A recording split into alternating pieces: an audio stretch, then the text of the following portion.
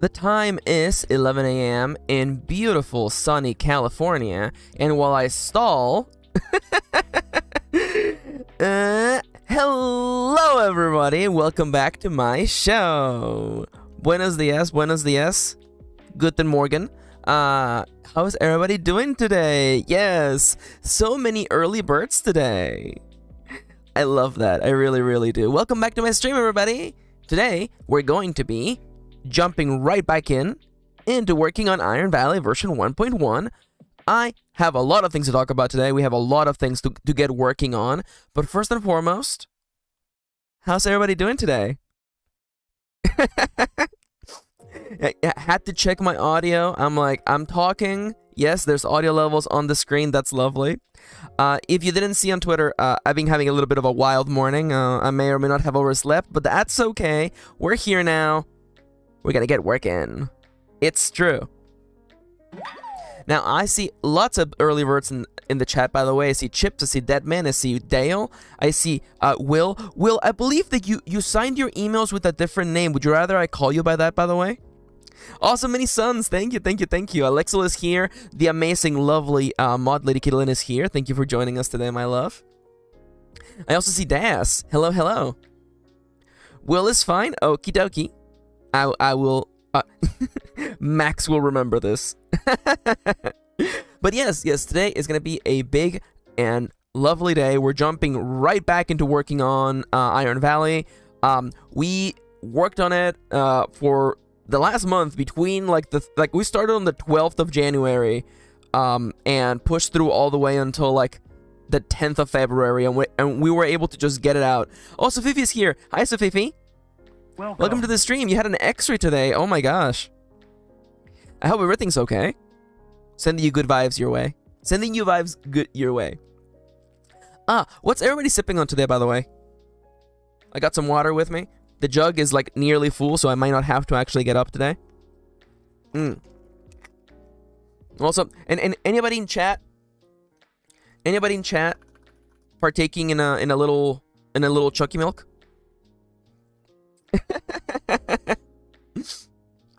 I had a lot of fun making this thumbnail.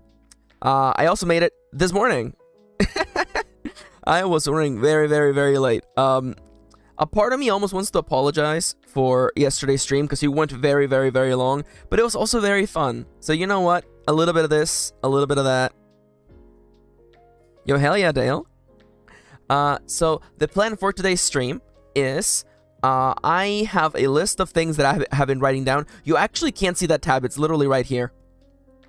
I have a list of things to converse with you guys about, and we're probably just gonna I'm gonna go over my design idea for the new resource system in Iron Valley, and we're probably gonna get working on some oracles. I feel like that might be a good course of action. We have a lot of stuff to do. Thankfully, just before the stream, I was separating the tasks into easy fixes, regular additions, and then just small little things. A bunch of people have made oracles for the game, which I really appreciate. I am gonna try my darnest to add as many of them as I can into the book, because honestly, people just love oracles. Iron Valley is 100 pages, a third of it is oracles, and people were like, well, wow, this is nice, but it could have more oracles. And I'm like, honestly, this is fair. I'm so sorry to hear that, Sofifi. Oh my god, I hate it when that happens, everything's okay and then suddenly just medical issues. I hate that. I hope everything's alright. I hope things turn out for the best. Always room for oracles. It's true. Also, one of the things that I want to do, and you know what, let me just go immediately over here and add it. Fixes, make all, or you know what, remove all page numbers. And no, you know what? Just make all page numbers actual links. Because in the book I just have go to page so and so, and I'm I should just make them links. So people using the PDF can just have an easier time. Any oracle is a good oracle. It's true. Please forgive me for speaking very fast. I was born and raised in a state in Mexico where we're known for speaking fast, and then I came to the United States and I was raised in California. So I speak fast and I crunch my words together. So Oracle has become Oracle over here. Nonetheless, we have a lot of stuff to get going. One more little thing. Let me just cover the screen for a second so I don't dox myself for any reason. As I mentioned yesterday, by the way, we're going to be doing 2 more productivity streams tomorrow and Friday. Same time, same bad channel. And on Thursday, we're going to do a fun segment. I'm going to be attempting to draw Pokemon from memory. This is one of the goals that the lovely people supporting me unlocked earlier. And we managed to draw quite a bit of Pokemon last time, so we're going to be jumping back in there. The first 151 Pokemon, how many of them do I actually know what they look like? We'll have to wait and see. I mean, I only grew up with these Pokemon. Certainly, I would know what they look like. Max sits sarcastically, continuously painting the end of Pikachu's tail brown, even though Pikachu has never had a brown tail, but whatever, it's fine, don't worry about it. And Lickitung. Yeah, apparently I forgot that Lickitung was covered in, like, I don't want to call them tribal tattoos, but I just want to say is that, like, it's just, like, weird, like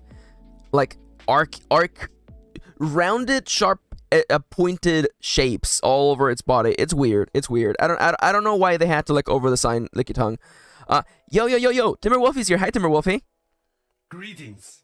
Also, by the way, yes, they all reminded us that Lickitung's name in German is Schlurp, which is probably, I'm gonna say, the greatest Pokemon name of all time. Schlurp is incredible. Also, thanks for the balloons, Timur. Really appreciate it. You all know how it goes. If you put emojis in the chat, they will show up on the stream, and we'll have lots of fun that way. So should I actually? I don't think I'm not gonna be doing any of, like, the typo fixing, like, right now. You know, I can do that later. I can do that off screen. We're here to do mostly, like, big design work. So sorry, I'm like so business mode today. I'm like, I want to get this going. And I want to make it clear, I'm not trying to rush the Iron Valley 1.1 development. I want it to come out because people have been having so much fun, and I want them to have a better version of the game that I already released. And also, I want to get this update out because I want to get back to writing novels. Again, I'm not rushing Iron Valley. I'm gonna give it all the time that it takes. I'm foreseeing this might take a month to develop, but it might be shorter. Who knows? It will probably be shorter because I'm not making a whole book from scratch, which was definitely part of the reason why 1.1 took so long, or excuse me, 1.0 took so long. But yeah, I want to get that done, and then I have a fun idea for a light, short novel, and I want to write that. But thankfully, I haven't brainstormed that, so I have lots of time to worry about my story about how the Dungeons Mimic only makes minimum wage. So we'll get to that later, and I will be working on that novel on stream, by the way. So, you know, if anybody wants to write along or work on your own creative projects with me, perfectly fine. All right, so have I asked you? Overload on writing ideas, very relatable. Oh yeah, I'm always working on something, you know. And, like, this is, you know, maybe it's just the way that my brain just behaves, but, like, it's one of those things where, like, I don't know how normal people go about their day, you know? Like, I don't know how people who don't have, like, creative projects go about their day. Because I'm, like, whenever I'm not, you know, whenever I'm bored or whenever I'm, like, just, like, chilling, waiting for the bus or something, I'm just working on things in my head, you know? Like, I'm in the shower and I'm like, okay, so how many types of resources should there be in Iron Valley 1.1, you know? And I'm like, how the hell am I going to do the mechanics for beekeeping, you know? And then next thing I know, I'm like, did I already lather? Did I already rinse, or am I lathering? You know, who knows, right? That's what happens in my brain at all times, you know? I don't know. You're not playing with Barbies in your head all the time? It's so true, though. It's so true. Like, I don't know how normal people go about their day, you know? It's just like what is it like to have, like, head empty, no thoughts, because that's not how my brain works. Nonetheless, you know, neurodivergency aside, have I asked everyone how you're all doing? I'm a little out of it today. I will let you all know that Yanto was part of the reason why I overslept today. He was cuddling up on me, and I completely lost track of time. Also, like 10 minutes before I went live, he was scratching at the door and he was like, let me in. And I'm like, here you go, my son. Welcome into the room. And he raced for my chair. He wanted to steal my chair. And I stopped him. And he looked at me like, all right, fine. I'll just go cuddle up in bed and I'll just, you know, I'll just sleep. I'll just take a nap. And I'm like, you were going to steal my chair? 10 minutes before the stream went up. Little bum. He's happy right now. He's curled up. He's sleeping. And while the children sleep, the parents gotta get to work. Yanto can be very quick when he wants to. Chip says, is still waking up at 5 a.m. for some reason, plus sugar hangover, but I'm chugging. Honestly, like, wow, that emoji worked, really? The little San Francisco train tram thingy? That worked. Yeah, no, we love Yanto though. We love him. It's funny because on the Discord everyone's talking about having like sleep problems, and I'm like, I've been having some terrible sleep problems. Like I haven't been getting enough sleep. But oh well, we're awake now. The stream's on. It's time to get to work. So, let me just take us over to the writing screen. I'm doing most of this work on Google Docs, by the way, if anybody's wondering. I just use Google Docs because it's just the most convenient for me. You know, it automatically saves things on the cloud. I have never lost work thanks to Google Docs.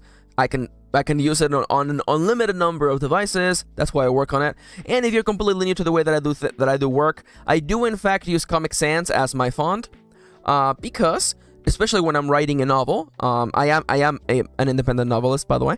When I write novels, I like to write them the first draft in Comic Sans because it's easier to take the writing less seriously when it's a silly font like Comic Sans.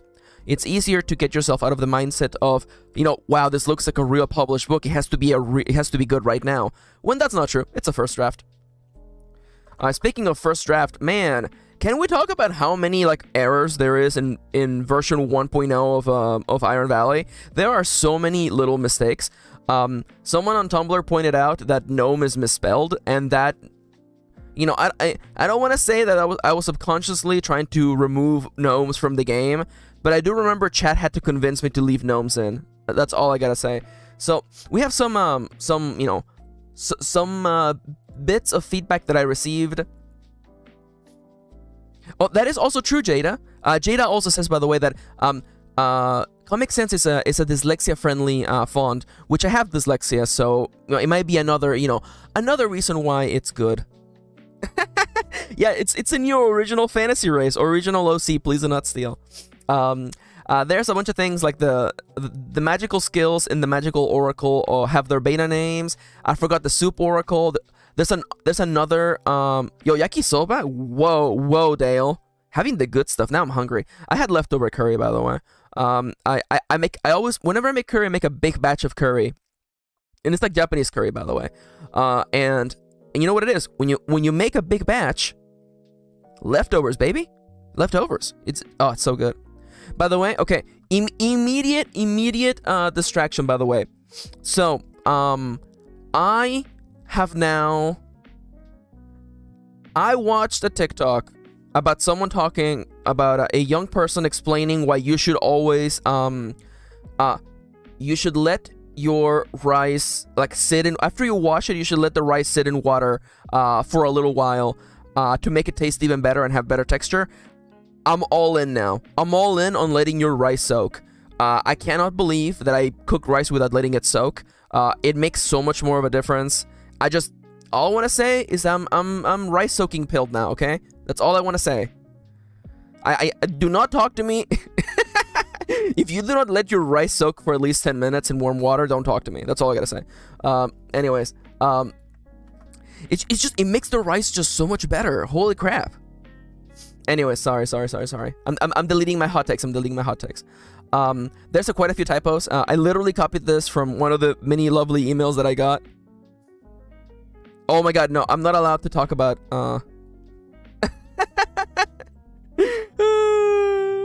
That's so good. Kitty, so I have a TikTok, but I don't actively use TikTok because otherwise I would get nothing done throughout the day. And there's this series of TikToks of like people who cook. I guess we call those chefs, actually. Chefs reacting to bad cooking TikToks. And there's one TikTok that I saw recently that was, Kitty showed it to me, because of course she showed it to me. She was like, Max, watch this, you'll hate it. And it's someone cooking a bunch of mac and cheese, but doing the mixing inside of their kitchen sink. And it was so disgusting that I was legitimately mad. I'm like, no, you cannot do this. This is a crime. You go to jail. The worst part is that they pour all of the pasta into their kitchen sink, right? And I'm like, they had a big pot big enough to cook the pasta in. If you have a pot big enough for the pasta, why are you tossing it into the kitchen sink? It's gross. That's gross. Yeah. Yeah, I know. Yeah, I know. It was definitely bait. I definitely fell for the bait. But, you know, Kitty showed it to me because she was like, you'll hate this. And she was right. I hated it. Yeah, they mixed like the pasta and the macaroni, the mac and cheese like mix and the butter all in. They mixed all of it in their kitchen sink. It was gross. It was gross. It was gross. Anyways, it was definitely bait because they ended the video by just grabbing a bunch of that sink mac and cheese and just like baking it in their stove, and I'm like, you didn't even need that much mac and cheese. It's just a waste. Anyways, so I literally copied. I got so many emails. By the way, big shout outs to everyone who sent emails with feedback for Iron Valley. By the way, big shout outs. I will be giving you thank yous in the thank you section of version 1.1. I literally copied this from someone who left feedback on the main page of the game. I'm gonna make whenever I mention page numbers in the book, I'll just make them links now. Just make the navigation simpler. Timber's like, man, I'm hungry now. So I have cooked large batches of mac and cheese for like gatherings and stuffs. I did it once. Kitty had like a work thing, and she was like, Max, I need a bunch of mac and cheese cooked, and I'm like, I got this, babe. And let me tell you, okay, I definitely wasn't mixing it in the kitchen sink. You know, I just made big batches of mac and cheese, and I just spent several hours doing that because I'm not like evil. Yeah, there you go. Yeah. Black Friday PTSD. Yeah, it's true. So we have a couple of big questions and topics that I want to go over today and start talking about those. Big additions. Several people ask me to describe the holidays that we have in the calendar. That will be added. Also, small additions. Where is it? A blank calendar. I forgot I don't know if I put it here. Blank calendar. Someone wanted a town name generator. We can do that super easily. I'm already describing the holidays. I already wrote this up top. Oh yeah. I literally have Will G's Will's hobbies and aesthetics. Do I have it up here? Yeah. Hobbies and aesthetics. Okay, I already have that. Oh, what? We need a description and theme oracles. Crap. Okay, that's a big one. Theme plus descriptor. Oh, hey, Deadman. How you doing? Oh, and Bianca's here. Hi, Bianca. Greetings. And you know what? I think Deadman was here really early, but let me just hit you with a hello. Welcome. Also, I think I already asked Deadman, and they were like, yeah, I'm okay with you calling me Deadman. Is that an anime reference, by the way? Just wondering. Yeah, there's more. I got quite a few fan-made oracles in the Discord, so I'm gonna be adding those as well. Are you okay with me calling you Deadman, or would you rather I call you by a different name? Also, if Deadman, is that an anime reference? Okay. Oh, I need location oracles too. Thank you. I actually really like your aesthetic, oracle. I actually think it's a really clever idea to make characters pop a lot more. Again, that's what's going in there, honestly. I'm so thankful for everyone who has sent feedback and people who have gone out of their way to make like oracles and stuff. Someone told me on the itch.io page that they made a Notion template. I have it open right here. It's just like Notion is like a digital notebook you can just like have templates of, and someone just literally made a template for Iron Valley, and I have to put that on the list of things that are in there too, and I have to thank them. I haven't thanked them yet. I should do that. What else is here? Oh yeah. Also, there's another addition. Explain why we use the word disabled in character traits. So there was actually a and I have Kitty's post literally like, that's actually the other post. Never mind. Don't talk to me about that post. Okay, this is fixed. The typos is in there. Define the holidays. I'm fixing the gnome already. Oh, fossils and trailblazing. That's right. Will also was asking about that. Let's look at sorry, this was supposed to be like an easy way to like fix things. It's definitely already looking like a little bit of a mess. Why we use the word disabled and small additions. There you go. Fossils. Trailblazing. Also, by the way, I might do like oh, hi Thevita. If that's okay with me calling you that. Welcome to the stream. If this is your first time, please consider checking the rules in the description or typing ! rules in the chat. Hello. Welcome. Oh, I see. Oh, that's funny. Oh, I love little stories like that, Dead Man. I'm not gonna lie. Oh my god, I have so many stories like that, honestly. I used to play MMOs like crazy back in the day. Okay, so what is it not here? The town name generator is already in there. And yeah, I want to explain why we have disabled in the list. Oh, I should definitely do that. Okay. So the last thing that I need to add is a link to all the Google Drive files. Many people didn't know that the character sheets, by the way, the character sheets in the base game are really, really simple because I literally made them hours before submitting it. But all those are actually Google Docs files that you can actually just download or just use on your computer and use them as fillable character sheets. I didn't say that in the book, and I am gonna fix that for sure. Did I copy it? Nope.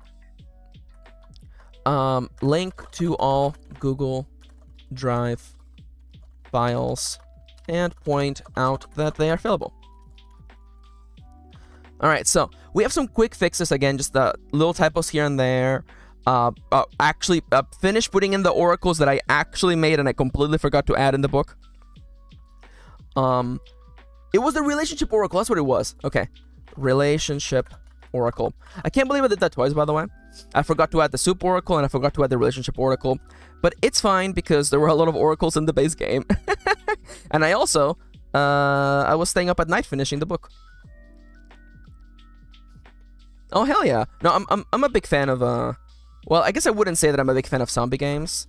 You know, I grew up with Resident Evil, big fan of Resident Evil. And I know as a fiction author, some books about zombies are a little bit like, excuse the pun, dead. But every author has a zombie book in their heart, and I have one. And one day, when I'm powerful enough, I will write it. So we have two big questions that have to come up. And biggest addition. The biggest addition, by the way, is the presence of the barter system. I guess we'll just call it the favor/favorite item system. And this system also includes new moves, which I'm tentatively calling get to work, and a complete new system of relationships, heart events for villagers, and also a favorite item system, which also requires us to have a new resource system, which is going to require a rework of crops. I will admit that crops, I didn't fully play test crops, before the game came out, and I recognize that, there should be more of a gameplay and mechanical incentive to make players want to, engage with mechanical aspects of the game. So I'm going to be changing the way crops work, just the reward for growing crops. And the small additions, we're going to have a blank calendar, finally. I'm going to link to all the things people made. Charles made a bunch of playlists for playing Iron Valley, and I want to just have those in the book, because why not? All the oracles that I got, a couple more ideas here and there. And I gotta actually add this, because this section over here should get cut, as does this section right here. And perfect, okay. So, what did I paste? Okay, there you go. So, it should be under big additions, there we go. So, we're gonna have, I already even have you, by the way. So, we're gonna have new location oracles, by the way. Location oracles, because honestly, it makes complete sense. People were asking for those, and they really should be there. Town, forest, mountain, and sea. Those are the four landmarks around Iron Valley. There's the town you're in, the sea to the south, the forest to the west and east, and then the mountain to the north. So in that case, there should be four location oracles. I'll probably make them like 50 items as opposed to 100 items, but we can worry about that later. Okay, small additions. Okay, don't mind me just cleaning up this document literally live on stream. Should I have done this earlier? Yes, I should have done this earlier, but I overslept and I've been really busy. Nonetheless, we're getting started now. By the way, part of this stream, we use something called the Pomodoro technique, the Pomodoro method, where we focus for 25 minutes at a time, and then we take 5-minute breaks. The human body is not properly made to be focused for hours at a time. Your brain is not meant to do that. So we take consistent breaks so that we don't tire ourselves out. So we're able to go longer and be more effective. So as I work, I would like to inspire you to also partake in breaks with me. Get up, stretch your limbs, drink water. You know what to do. And I have a little mini game. Excuse me? I have a little mini game called Pomo Farm that it's a little timer, but it lets you grow crops. And you know, I made Iron Valley. Can you believe that I like games with crops in them? Anyways, so the timer begins now in 3, 2, 1. Focus. All right. So, there is 2 big questions that I immediately want to ask people in the chat right now. So 2 of the things that came up as I was getting feedback is people asked, as you create the world of your version of Iron Valley, you're asked to select truths. And these truths sometimes give you starting promises. Promises are one of the main mechanisms in the game. They guide you towards interacting with other villagers and reward you in satisfaction, which is the game's experience points, which allows you to increase your skills and become more proficient at what you do. Quite a few people asked why the magical truths didn't actually give you a starting promise, and design-wise, the reason why I didn't want to do that is because there are already so many starting promises. Let me actually check how many promises the average player would start out with. Let me just go over here and open a new tab here. I actually rather open PDF files. Oh, hi, Hiro. Welcome back to the stream. Welcome. I'm doing good today. How are you doing today? We're working on my an update for my role-playing game. Here we go. Let me just take off this little screen right here. And can you give me just 1 page, please? There we go. Oh, can you navigate per... No, you actually can't do that, huh? All right, so let's see. Let's go over to World Truths. Oh, Jinxie's here. Hi, Jinxie. Welcome to the stream. Welcome. How are you doing, Jinxie? The first truth is... Wait. The first world truth, yeah. It asks you what kind of version of Iron Valley are you visiting. Is it a medieval town? Is it a modern town? Or is it a futuristic domed city? An arcology, as they're called. And this gives you a starting promise. For instance, for the medieval Iron Valley, your starting promise is learning about the town's, quotation fingers, spirit. There's a rumor that there's a spirit that protects the town, and your starting promise is to learn about it, and it's a 6-box promise, so a relatively lengthy one. The one for the modern version of Iron Valley, has you learning about the town's past, and of course, the futuristic one has you about learning the history of the arcology. I hear that Jinx is a little bit sick. I'm sorry to hear that. Many people in the chat, everybody's coming down with things. So definitely stay hydrated and take care of yourself, okay? Now, the truth after that is about asking what kind of people live in Iron Valley, whether it's fantastical races, animal peoples, or humans. We'll be talking about humans in depth in a moment. That does not give you a starting truth. Here's the question about magic. So far there's been 1 starting truth. You get 1 for the world, and you get another truth based on why you left the city and where you're staying. So there's a total of 3 starting promises. I guess adding 1 more might not be that big of a deal. I would like to hear from chat. So, as it stands, when you create your world and your character, you have a total of 3 starting truths of varying lengths, and these kind of guide the beginning of the game for the player. My issue is that we could add magic truths to make magic a more centralized part of the game, or the absence of magic be more important, of course. Because if you're playing in a world without magic, then you would also have, a starting truth, maybe about, growing closer to people around you, or, because the note on a world without magic is that, let me just go find it. The only magic is in people's hearts. The real magic isn't in shooting fire out of your eyes or flying at the speed of sound, caring for others and being a force of good in the world. That's the real magic right there. So, the starting promise for that kind of truth would be something along the lines of, helping around, or, being a force for good in your community, which is helpful, I think. But I'm a little bit concerned with having so many starting promises for the player, I could make them optional as well, but that's another thing that I'm not super sure about.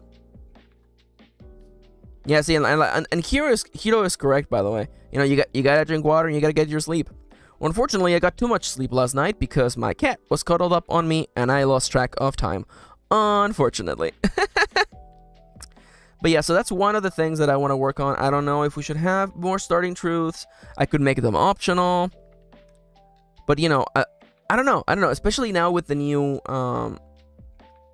resource system that's gonna function as a parallel system to promises. I'm a little bit unsure.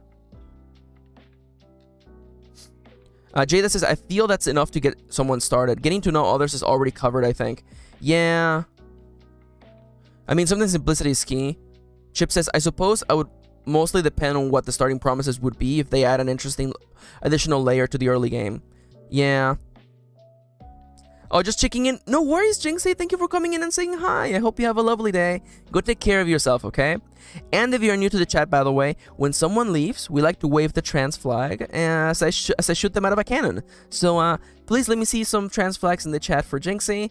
Jinxie, take care. Have a lovely day. And don't forget to drink water.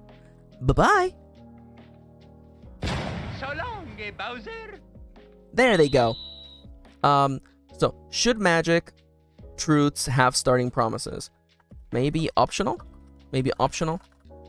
Maybe if they are interesting?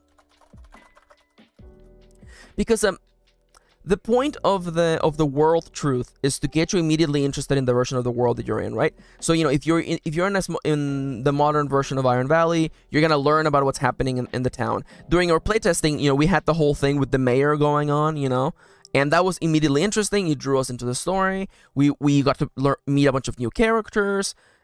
I feel like that works. Being immediately drawn into the world, that works. As for the other starting promises that you get during character creation, we're looking at, why you left the city. So that immediately, we know your character left the place that we're living on and now they're living somewhere else. That immediately gives you a driving action. It's just good character stuff, and they're really varied as well. Quite a few people having fun with the amnesia one, which it's just a classic video game trope too. So I just love it. And and where you're staying is immediately important because where your character is staying is clearly evident. As part of the narrative and the fiction of the world, your character is going to require a place to be staying because they're going to be living in the same place. So that one is immediately relevant. Yeah, I wonder, it might be, maybe we'll try, let's try making something fun and trying it out. I might make them, optional. Now, I have a really big and heavy question, by the way. I have a really big and heavy question to ask. And I'll probably ask, we're not going to answer this question today because it's a big enough question. But can I make the text bigger so you guys can see it better? No, because then suddenly you can't see it no more. Oh well. 150 it will have to do. So, one of the pieces of feedback that I received, and it's definitely a good piece of feedback, that's why I'm bringing it to you all today, is that we have fantastical ancestries and animal species. And these define the townies that you are living with, and also potentially your own character, who they are, what's their ancestry is, or what animal species they are if you happen to be an animal person.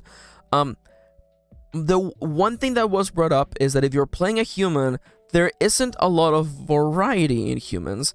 It's just a human. Now, Kitty and I, my incredible, amazing wife, we have actually gone back and forth on this. So the reason why I'm bringing it up to the chat, and I will be bringing it up as we design things, it's just I don't know. On one hand, there's two options. Okay, option A, no human ancestry table. Ancestry / just call it race oracle. Now there are reasons why we would want to just not have one. I'll talk about that in a second. Option B is to make a human ancestry. Oh, ethnicity is good actually. Ethnicity oracle. Ethnicity actually feels like a way better word. Make a human ethnicity table. Thank you, Kitty. Jada says, once I get started, I've been thinking about recording myself narrating my playthrough to get more comfortable with my voice and reading it out loud. Yo, hell yeah. Honestly, like, I will say that one of the hardest things in making content is just getting used to perceiving your own voice, if that makes any sense. That is something that I dealt with a lot. I mean, I'm probably still dealing with it, to be entirely honest. I don't really like hearing the sound of my own voice, but it's part of the process. If you want to put stuff out there, you kind of have to get over that. So I definitely, that would be one definite way to get over that hump for sure, Again, I'm completely down for people expressing their creativity in any way they can. And honestly, I'm completely blown away by people who are like drawing comics based on their characters, making art of their characters for Iron Valley. It's completely blown me away. But so option A, we don't make a human ethnicity oracle. Option B, we make the oracle. The problem with option A, well, with option B. The problem with option B, oh my god, Chips, yes. Yeah, I've been fiddling with the recording and the entire experience is, that's what I sound like? Me? Real? It's so true. It's so true. Man, yeah, like I don't like who even likes perceiving themselves, right? Not me. It's just one of those things. It's just so weird. It's just so weird, being like, wow, is that really what I sound like? I'm reminded of a Simpsons clip where Marge hears her own voice played back on a tape and she's like, that can't be the way that I sound like. Anyways, please excuse that horrible impression of Marge Simpson. So the issue that I have with making a human ethnicity oracle is that, first off, how do you even do that, right? Like I need you to imagine an oracle is a random table with options in it, right? What are even the options for a human ethnicity oracle, right? How do you possibly encompass the aspects of human ethnicity within 100 options? Even 100 unique options sounds like too much. Or too little. I'm not gonna lie. And it's like, how do you generalize it without falling into the pitfalls of generalizing people based on region, based on appearance? How do you even do that, right? And I know that maybe a different game developer would look at this question and be like, all right, very simple, okay? Let's just look at the census and then just be like, all right, Caucasian, we have Black or African American, we have Asian, and we have Hispanic, and there you go. 25% chance for each one, and you're done, moving on. And I'm not that designer for sure. Absolutely not. As someone, oh no, I feel a rant coming inside of me. I feel a rant inside of me. Yeah, as they say, Kitty immediately comes in with like, China has so many ethnicities within its enormous country. So like, how, do we exclude people? Do we just like summarize? Do we just, also like, what the hell does it even mean to just summarize someone as Asian? As someone who is, Latinx, someone who, I was born and raised in Mexico. First off, I hate it when people are like, first off, they're like, oh, Mexico's part of South America. It's not. Mexico's part of North America. I'm sorry. Oh, here comes the rant. If you don't like the idea of Mexico being part of North America, I'm sorry. It's just geography, buddy. Listen, Central America is like 3 countries, and then you have South America. And even if you look at South America as a complete collection of things, it's assuming that everybody, from Ecuador down looks the same, and that is absolutely not even correct. It's not even the same. It's not even the same. Like, whenever people do like shorthand for like, what Hispanic people look like it's just bad. It's just bad shorthand.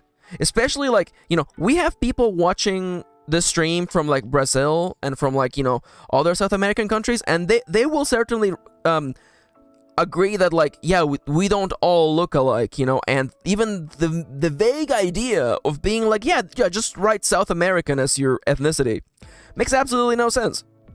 So as you can imagine, this is a huge can of worms. Thank you. Thank you, Dale. Thank you. It was definitely more than 3 countries. Thank you. I keep forgetting that Costa Rica's there, actually.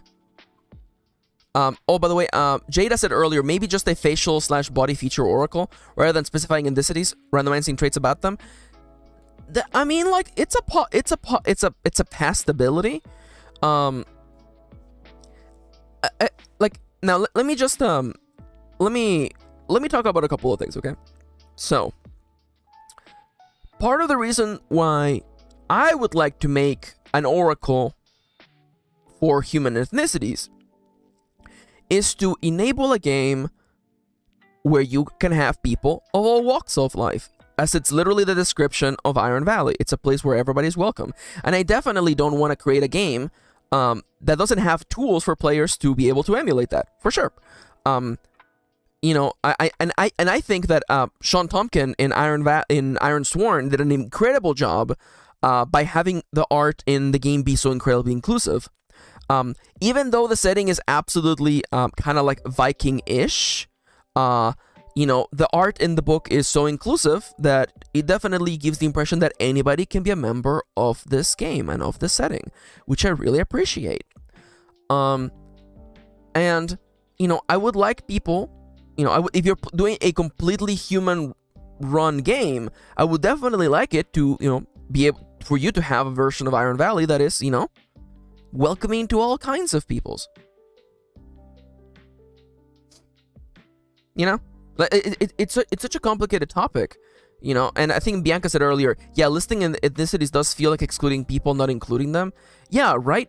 I'm like, the Oracle, you know, is going to have 100 options, you know, and I'm like, how do I even, you know, do I just start listing countries? Do we just go by, like, you know, geographical features, which, like, the idea that geography has something to do with ethnicity is incredibly silly to begin with?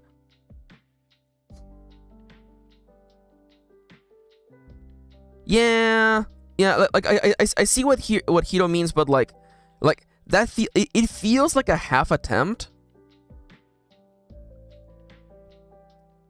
Yeah.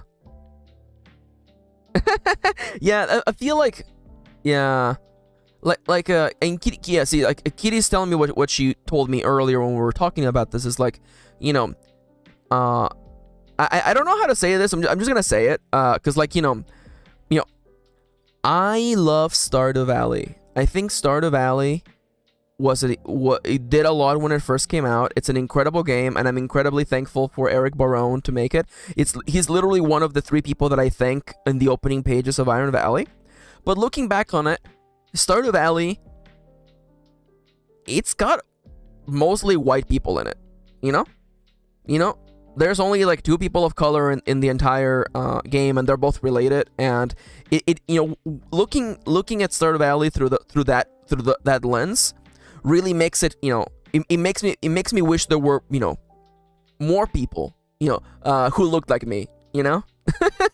Yeah, I wish there were, you know, I wish it was a little bit more inclusive. Again, the game came out a long time ago, and I'm not, you know, and I know that people have created like add-ons that definitely add more people of color to Stardew Valley, and I understand that. Oh, the blush face is coming right from my face. You know, so it's one of those things where like I want to enable, you know, people to have an inclusive game. But how do I go about doing that without opening a can of worms? A part of me, like, you know, just not having a table feels like a problem. And Kitty was saying, well, maybe have a note in character creation, you know, have a note in character creation that is like, hey, you know, when creating townies, please consider, you know, adding people of all ethnicities and stuffs. See, like, now Jada makes a fair point here. For me, imagination is enough for me to include different ethnicities. I don't need an oracle for me to decide, I want this character to be this ethnicity. I get why others would want it, though. Yeah, right? And by the way, I really appreciate you having that, that forethought. It's like, you know, for me, and definitely for me and for, some of the people that I know, I don't need an oracle to tell me that a person is a person of color. I can envision that in my own head. Yeah, exactly. Thank you, Jada. Jada, that was literally the example that I told Kitty. I was like, Coral Island has so much more diversity in its cast. And I'm really excited for Coral Island. I want to play that so bad. I want to play that on the Switch so bad. And again, I guess if people want to play a version of Iron Valley that, has so much diversity like Coral Island, then I guess they can do that, right? And I guess they will immediately gravitate towards that. But a part of me, I don't want the omission of an ethnicity oracle to be a statement. I don't know. See, like this is why it's such a can of worms, and it's the kind of stuff where like, I will bring it up, I will think about it, I will sleep on it, I'll bring it up on other streams. Because interestingly enough, one of the things that someone brought up is that, if you're playing humans, the ancestry / species spot on your character on the townie list is just basically not used because all humans are just humans. And that got me thinking, I get, maybe it'll be, I guess maybe I can literally just have it in the townie creation rules. Be like, hey, if you are creating human townies, please consider. Why am I scrolling? I literally put I put all these things in there. How to make a townie. What's in a name?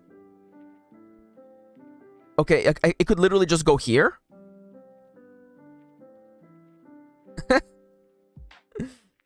Can you be a zombie? You can be a zombie. It's one of the fantastical ancestries. Like, it could literally just go here, right? It could just be like, if you're playing in a valley populated entirely by humans, then the section is easy enough for you. Write human in the box, label ancestry / species.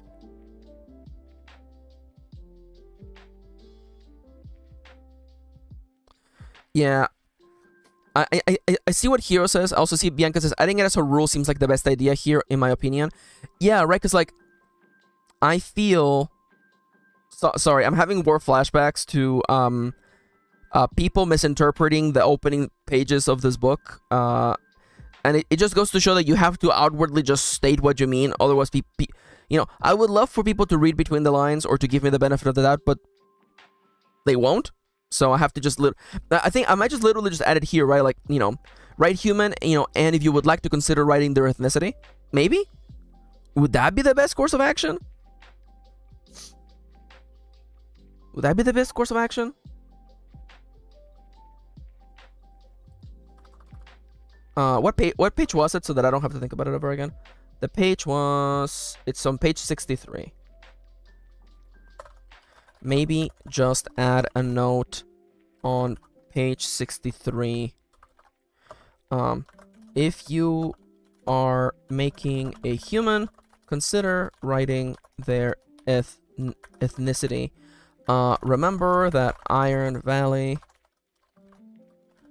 is a diverse community. It's a diverse community that welcomes everybody.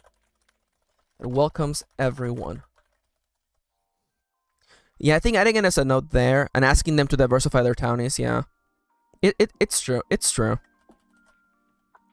Yeah, that might be the best course of action. Because also the other thing, and this is Max as a novelist coming in.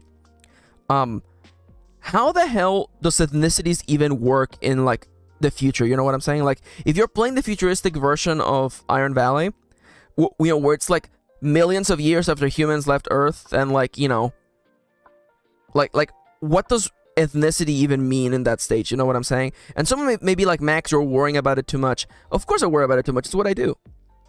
If someone should worry too much about making this game make sense, it should be me.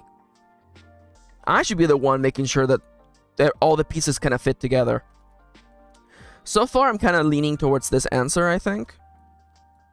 And definitely a little reminder of, like, and maybe also add it to human creation. If you happen to be a human when you make a character, consider writing your ethnicity in the table. I don't know. Maybe. We'll see. Alright.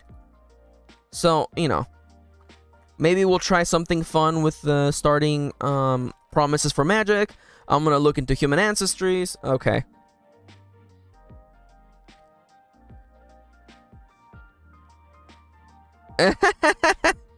Here says humans are crazy for making something so complex, even though everyone is the same bone, blood and flesh. It ain't that the darnest truth, huh? Ain't that the darnest truth? And now Kitty says, should we have an alien generator for futuristic option? Crap. Kitty's so right. Gosh darn it! I have to make an alien generator now. Alien species generator. Yeah, this was bound to happen. Yeah, right. Like Timberwolf says, if it's far enough in the future, maybe they think of themselves as from Planet X or from Human Colony B. Is there a Starforged table that we can steal? Maybe. It's possible. My only issue with a table, I guess, you know what? Look, you know what? How about instead of making everything from scratch, I'm gonna look at what people have done and learn from them. There you go. I'm gonna look at what people have done for alien tables. Because I was literally thinking of doing something like the monster creation table from, oh, the alien face is coming right for me. Maybe something like that. Jada says, my characters are usually black because I feel representation is still lacking for black people in cozy settings. But I also have characters who are coded Latino, South and Eastern Asian, and Indigenous. See, like, I freaking love that. I freaking love that. And you know, when I create my own settings, I also lean towards, you know, including a lot of people, you know, who look like me, you know. And people who look like my friends, who are often underrepresented in media. But I feel like if I don't outwardly say it, I would be doing myself a disservice. Anyways, it's break time, by the way. Oh, hi, Olivia. Thank you for coming in. Welcome. How you doing? Even if you're popping in for a little bit, hello. By the way, we are on break. Everybody, get up. Get up and stretch your limbs, or just stretch your arms. And drink some water, by the way. Now, what would take the... I have 5 days left on this season. Let's just... There we go. Can you believe that I'm playing a game about farming while designing a game about farming? There we go. Cracks open another can of Dr. Pepper. Okay, so everybody, don't you think that I'm not joining you? There we go. Just stretching. There is my back popping. So if you work at a desk all day, here's a little stretch that you can do, okay? Even while you're sitting down, straighten your back and stretch your arms forward as though you're holding a door. You know, with your palms fully open, as though you're holding a door closed, right? Hold them like that. Feel the little tug on the top of your wrists, and then flip your hands as though you're holding the door, but or as though you're like holding like a really big boulder, right? Ah, that feels so good.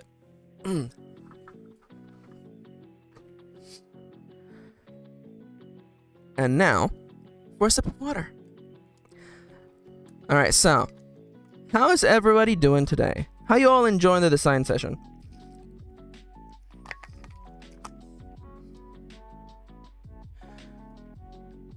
We have so much work to do, but again, we're in the early stages. We're gonna take some time to review what needs to happen. Kitty's sleepy. I wonder if that emoji will show up on the screen. It does. There it is. Whip. Don't mind that. Okay, You didn't see anything. Oh no, you gotta be careful there, Hito. Hell yeah, I love that for you, Dale. Honestly, I'm here for that. Yeah, you saw nothing. I need to move those buttons, honestly. I have a button that is really close to another button. Let me actually just literally fix that live on stream.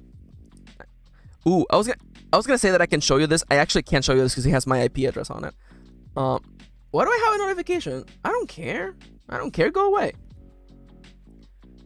There we go. Now I won't be hitting that button ever again. Ooh, you're doing some drawing. What are you drawing, Chips? Let me know. Oh, Sidernia's here. Hi, Sidernia. Welcome. Oh my god, guys. Sidernia is so sweet. May was so sweet. Oh my god. Have you seen my replies on Discord, Sidernia? You were so sweet. You were so sweet. Yes, blast them. Blast them. Yo, hell yeah. Honest, oh my god, I love going on walks. I have been doing this thing where I go on a walk as soon as the stream is over, and it really helps me decompress. So hey, I'm happy that I could join you on your walk.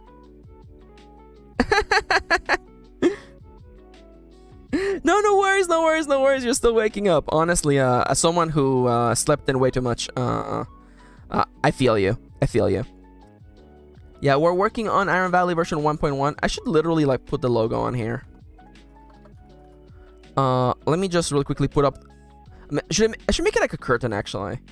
I should make this like a curtain. Oh my god, where the hell did I leave that? Where did I leave the logo for Iron Valley? Iron Valley logo. Here we go. That is a big logo. That is in fact a really big logo, huh? Okay, can I please nope. Here we go. Just crop the top, crop the bottom. There we go. That's better. That's better. Chips is doing more OC art.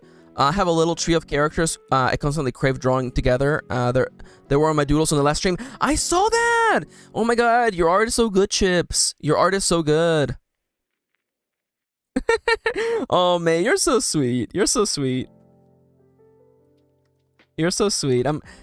I honestly, I'm really touched that you immediately made that happen. Honestly, May made a little jingle, or remade the jingle for the old YouTube channel that Kirin and I used to run together. Dango duo. Also, yeah, no, like your doodles, Chips, like they're just so beautiful. God, like, can you imagine you got all that done while I was just like yapping? Oh my god, I can't believe it. All right, time to get back to work. Time to focus, everybody. 3, 2, 1. All right. So we have kind of covered the big topics that I wanted to cover, thankfully, and all these small fixes I can do on my own off stream. So let's talk about the big change coming into Iron Valley. The big change, the big cheese. So here's the way that I'm envisioning things to go, okay? So I'm adding a completely new system to the game. The favor/favorite item system. So here's the rub, okay? Here's what you need to know. In games like Stardew Valley, like Animal Crossing, you're able to give gifts to villagers to earn their affection and to become friends with them. Everybody in chat, can you tell me what your favorite cheese is, by the way? I will say I'm a big fan of pepper jack, and a sharp cheddar actually is kind of lovely. Dale immediately made me think of cheese, so just go into the channel and let me know what is your favorite cheese. And please do drop some cheese emojis, by the way. Just for me. So the way that this system is gonna work is that I want to create a system that encourages players to farm. Like literally farm items, to, you know, go and harvest wood, and to turn these materials into gifts to give to people. And this will reward them, will reward them mechanically and fictionally. Is the cheese emoji not supported? No! I was waiting for all the pieces of cheese to come in. I'm hungry. I want to take a bite out of all that cheese. Rip. Can I get an F in chat for the absence of cheese, by the way? Also, what's Manchego cheese, by the way? What's Manchego? Because Chips sounded so excited. Oh, that does look tasty, actually. Oh my god, Chips, that does look so tasty. Sharp cheddar, definitely. Oh yeah, I'm a big fan of cheddar. Okay, so here's the way the system's gonna work, okay? So, first and foremost, every townie now has a favorite item, which rewards more favor than normal. So what is favor? So favor is a new meta currency that you earn by giving items to townies and trading with them. Chip says, it's super tasty. I can't describe the flavor, but it's good stuff. Yeah, no, I actually like there was just no cheese. The cheese emoji is not supported. Oh, Munster is so good though. Munster is so good. Actually, you know what? To justify the absence of the cheese, can I get a bunch of mouse emoji, by the way? That would explain, because the mouse ate all the cheese. Also, the mouse emoji is just so cute, and we know that it works. Favor is the new meta currency that you earn by giving items to townies and trading with them. Items come in categories, which reward favor based on that. Now the other thing is that favor is tracked per townie. Since you grow, favor is tracked per townie, representing your relationship with them. So one of the mentions that I want to make, and by the way, I love all the mice, thank you. One of the things I want to say in this with the system is that basically there is a currency in Iron Valley, and that currency is, oh my god, all the mice are coming for me. And there's a currency in Iron Valley, and it is favors. It is the idea that you know if you do something for me, I will do something for you later. And it's a currency that does not exist, within the general concept of, like money or paper bills. It is a currency of trust. It is a currency of seeking to help one another. It isn't so much you scratch my back, I scratch your back. It's more I scratch your back, you can scratch my back next time, kind of thing. You know what I'm saying? And the one thing that I think is interesting is that favor is tracked per individual townie. So with some people, you might have a lot of favor because you've been giving them a lot of gifts. But with another person, you might have no favor because you have literally never talked to them. You don't spend time with them. Of course, you're not getting any favor. So favor can be spent to do the following. So you can spend favor with an NPC to have them give you an item that you need. So for instance, let's say that you're friends with, let's just say, the local carpenter. You can spend that favor to have that carpenter give you like a chair, or give you, like a wooden frame, or give you something that their craft creates. If you're friends with a librarian, they can give you a book. If you're friends with, the local rancher, they can give you milk and eggs, that kind of stuff. Turn favor into items and resources. Yeah, and the little mouse strip emoji, there is no chance that's gonna work. That's a really relatively new emoji, but I love it.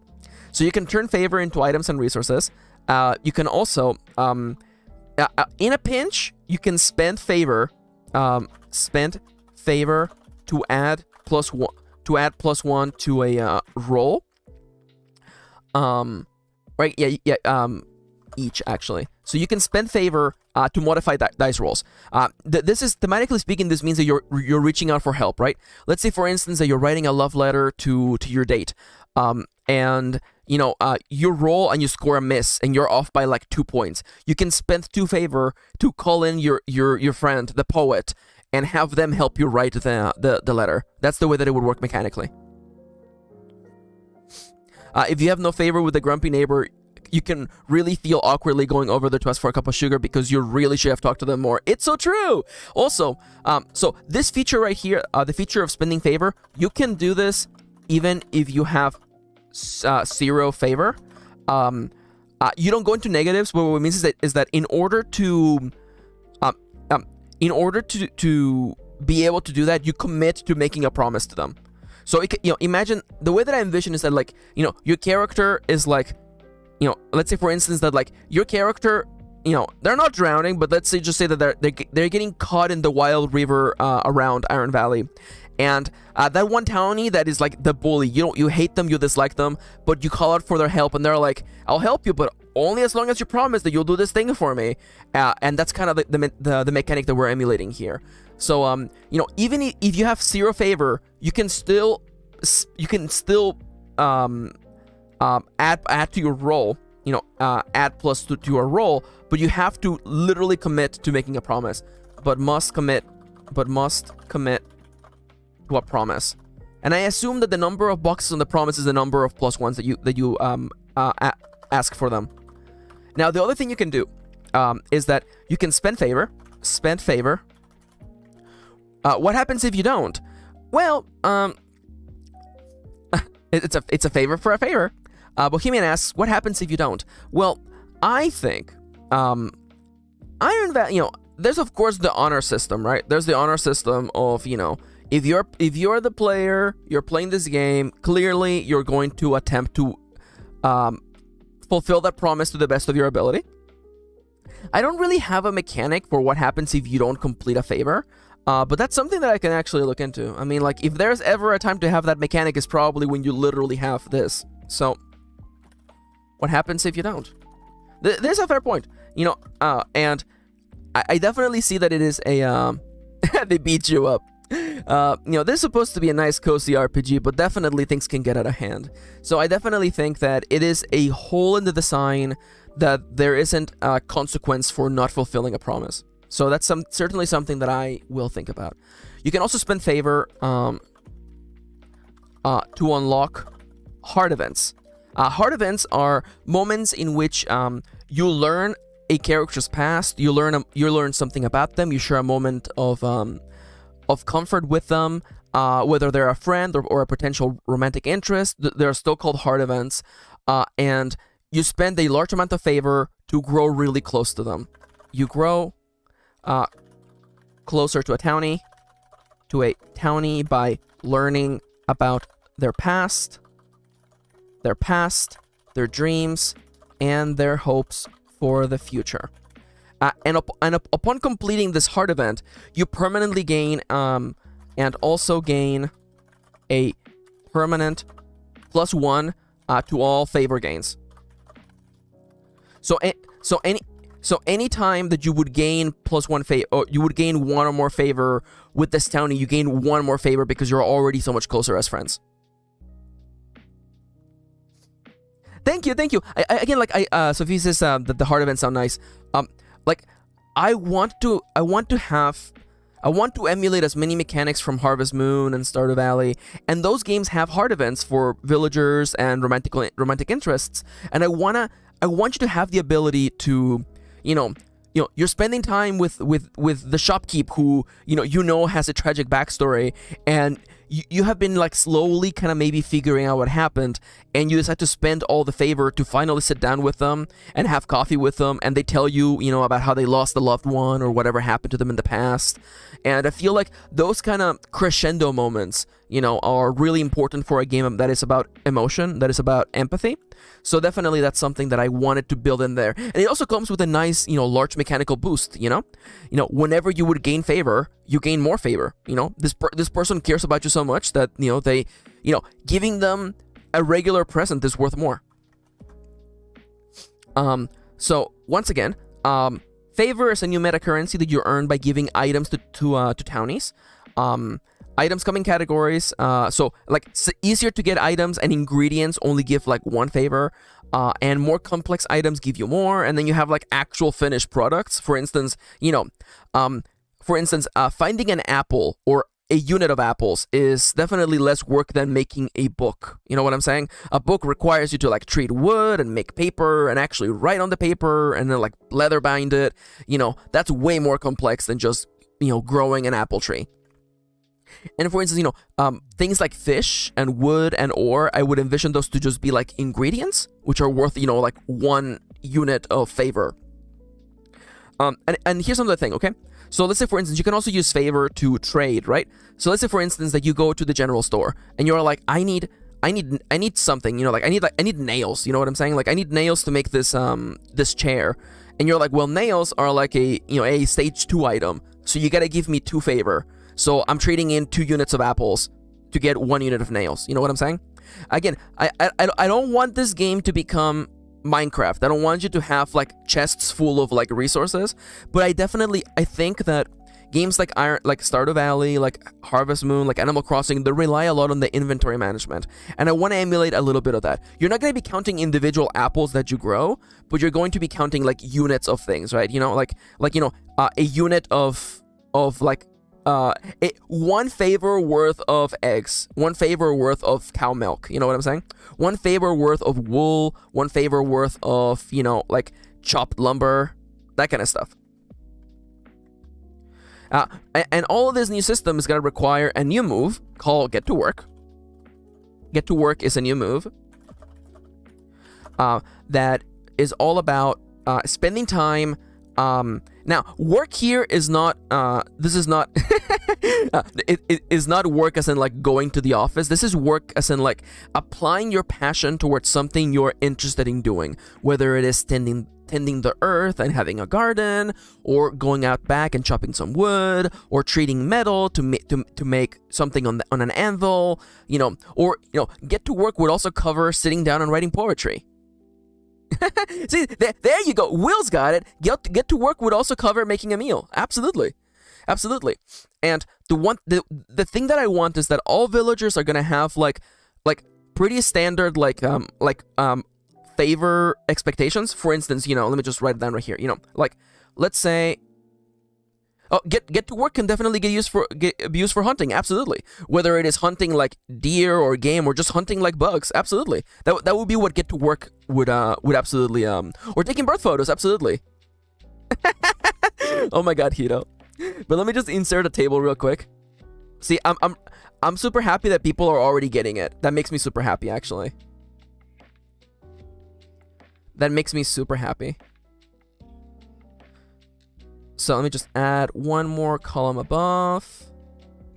So, resource, and then the favor that you would gain, right? And by the way, this would be the new move for farming, by the way, if I didn't make that already clear enough. Thank you, thank you, Will. Thank you. Will says this is such a natural fit for the game. This fills in so many blanks at once. Exciting. Thank you.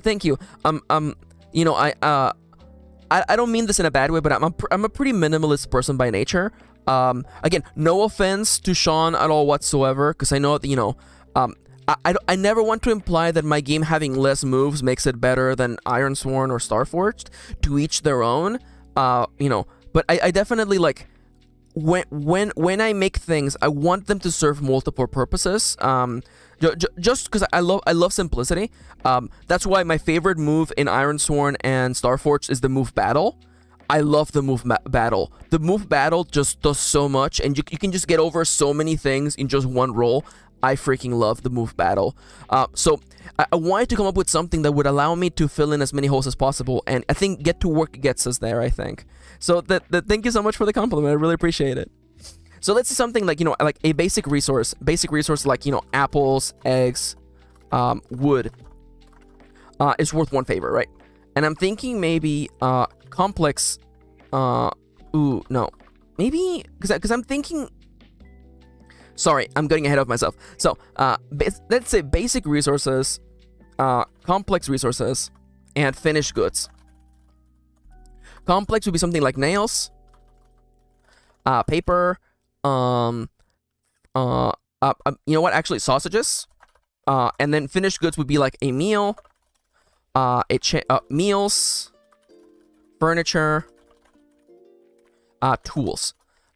So now maybe the numbers are not super right here. And again, I love Timber, by the way. Less things to figure out means easier to play. Yeah, you know. And again, some people like complexity. There's nothing wrong with that. I'm just the kind of person, you know, I make the kind of games that I like to play, so I like games that have that kind of simplicity. Now, the numbers here probably isn't super right. I probably might have to scale the numbers a little bit.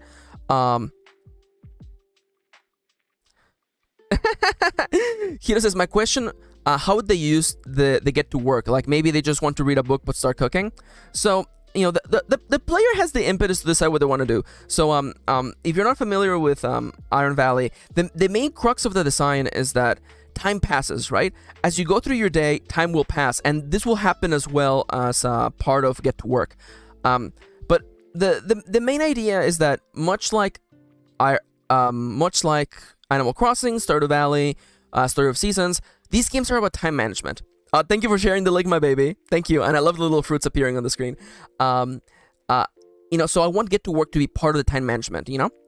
I feel like I did a disservice in the first version of crops. There isn't much of a reason to spend time doing crops, and also the mechanic was a little bit confusing. I got quite a few emails about that, so I definitely want to rectify that. I definitely think that watering your crops definitely isn't try your best. It's more something like Get to Work. And by the way, Kitty also shared Ironsworn. If you're interested in the game that inspired Iron Valley and uses most of its mechanics, consider checking out Ironsworn by Sean Tompkin. He is incredible. The dice works. Yeah, the die is one of the oldest emojis. So for some reason it works. I know. So can you please stop being like underlined, please? It's bothering me. Thank you. So every villager functions the exact same way this way. Okay, everybody will give you 1 favor for basic resources, 2 for complex, and then 3 for finished goods. Let's just say something like that, okay? Now, every villager is gonna have maybe like 1 specific item of each category that they love, which will get you 1 additional favor.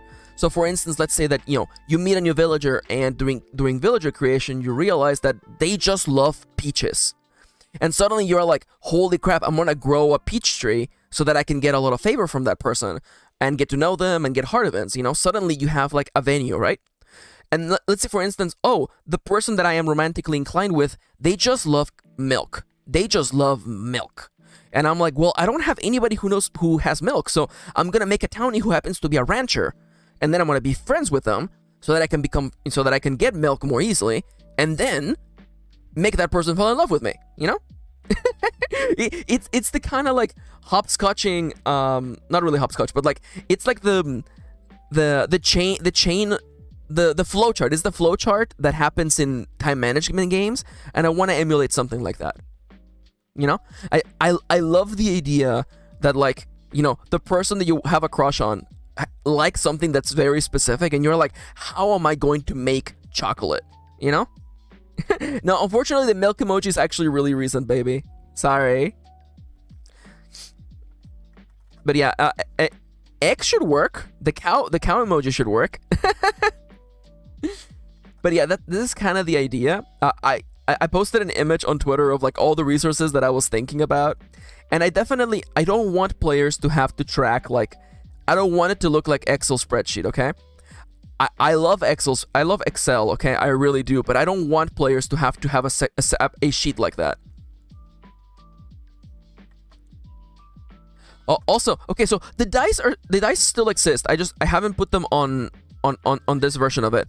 Also, the egg, I think the egg went somewhere. I don't know why we only saw the pan. I think the egg is like white, so it didn't show across the white screen. But this is the idea, right? I might make things a little bit more valuable. I'm not sure. And definitely, as I was saying earlier, if you go to the general town keep, so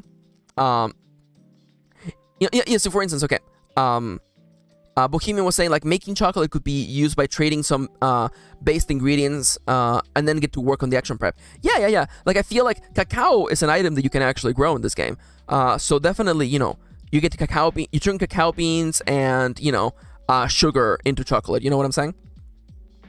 And this is something that I definitely, I recognize that it's a lot more complex than the base version of the game. And a part of me is I trust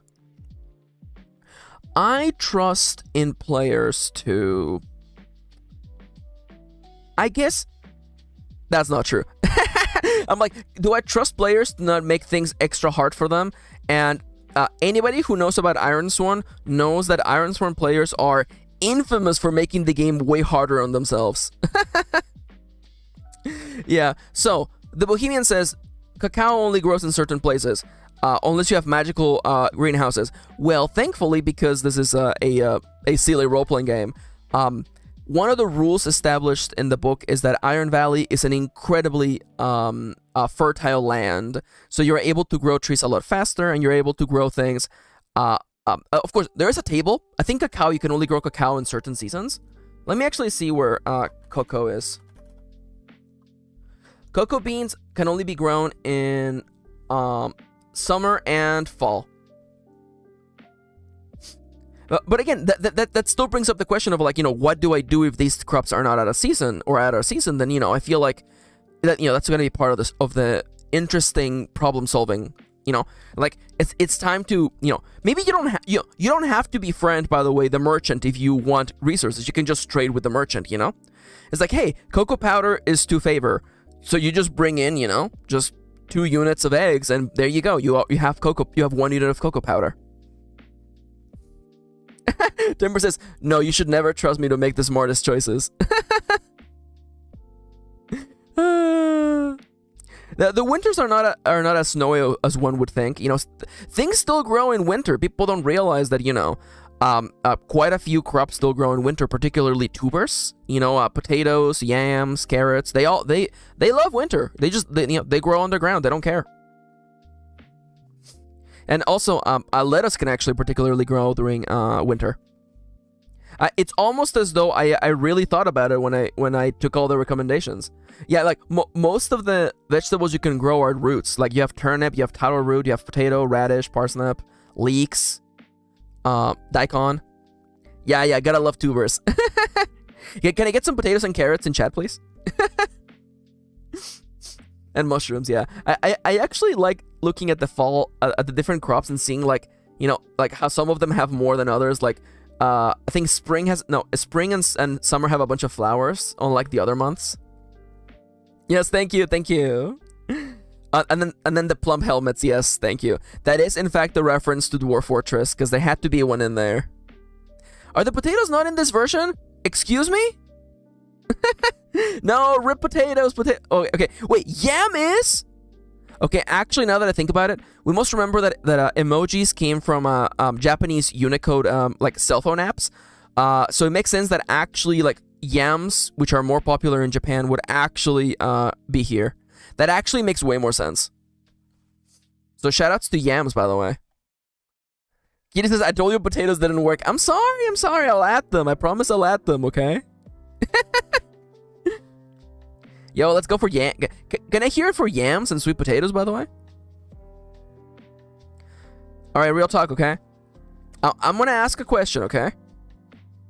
And I'm not being weird, okay? Anybody ever just, like, eat, like, a sweet potato just, like, raw? Sweet potatoes.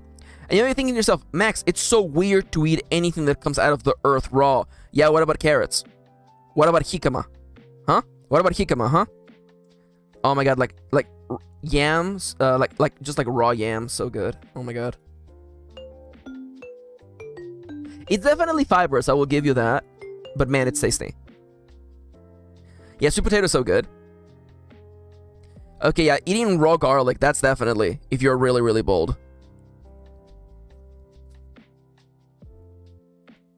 You can eat yams raw. I mean, you can definitely eat, like, potatoes raw. Oh my god. Dale says, I freaking love jicama. Jicama is so good. Jicama is so, like, underrated. Yeah. Oh, that's such a good point, actually, Chips. Anyways, we're on break, everybody.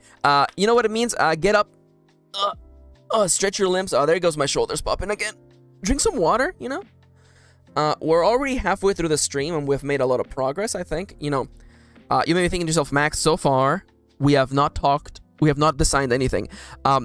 Outwardly stating my design goals for the main mechanic of the rework, I feel like it's a big distance. I have been thinking about this every day since all the feedback came in, and I was like, I know what I'm going to do to make this version a lot more interesting. And I'm really happy. Again, I want to make it clear that, like, this didn't just, like, I'm not improvising right now. This is something that I've been thinking about literally since I got the feedback. I'm like, how can I make crops? How can I make crops and other things more interesting? And I definitely like the idea that, like, in this way, time the time management will become a lot harder because now you have to consider, growing favor, getting crops and other things to be able to get more favor, and while you're working on promises. Oh, it's just so good. I love that. I love it. Anyways, let me get up and stretch. Also, Timberwolfie is correct. We're starting, and starting is the most important part. It's so easy to spend so long thinking to yourself, oh, I will start tomorrow. Starting is the most important part, whether it is writing a little role-playing game, or writing a novel, or, finally cleaning your room. All things that are very, very important.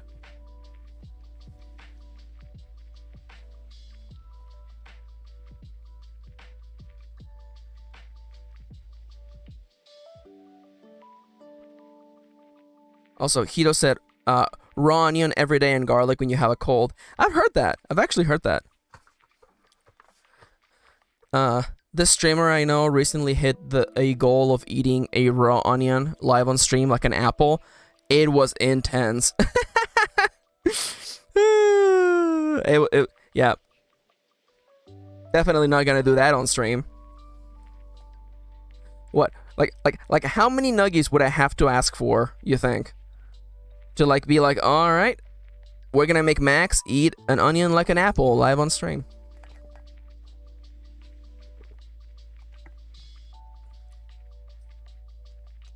$10,000 nuggies. Honestly?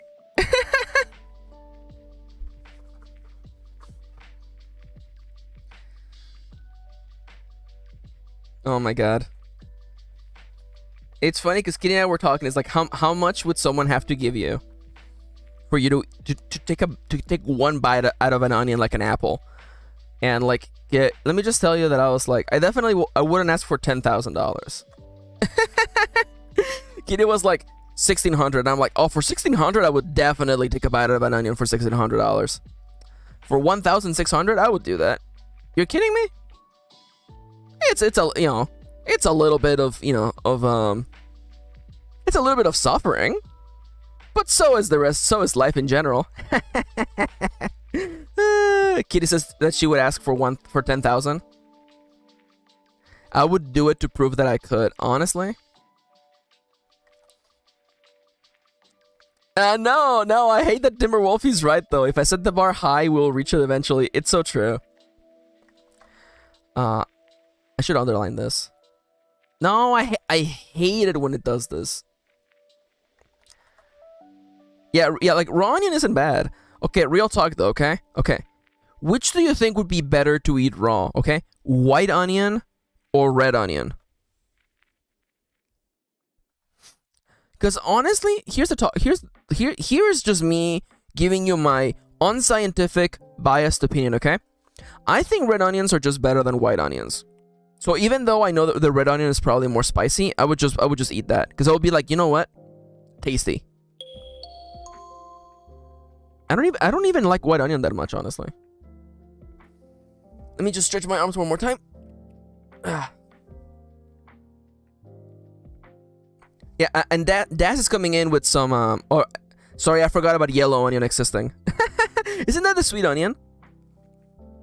Also, yeah, red onion is just better raw. Like a little bit of red onion on your burger, a little bit of red onion on a salad. It's perfectly good. It's absolutely good. Now, white onion on a burger, I don't know about that. I feel like the red one has more flavor. I definitely feel that as well. Can I get some onion emojis in chat to see if they work? We're like slowly figuring out which emojis actually work with this overlay that I have. Anyways, the Pomo Farm Inception is ending in a second. We're gonna get back to work and designing. Once I see, do onions work? I'm getting the faint feeling that they do not work. Oh well, we tried. We tried. Thank you for the onions, everybody. Hashtag onion pride. Hashtag onion uprising. All right, we're gonna focus once again for 25 minutes at the count of 3, 2, 1. All right, so one of my garlic might work. Ooh, I like that, Daz, actually. Rip onions, yeah. Kitty could not be happier to type that, by the way. The thumbs work. Kitty hates onions, by the way.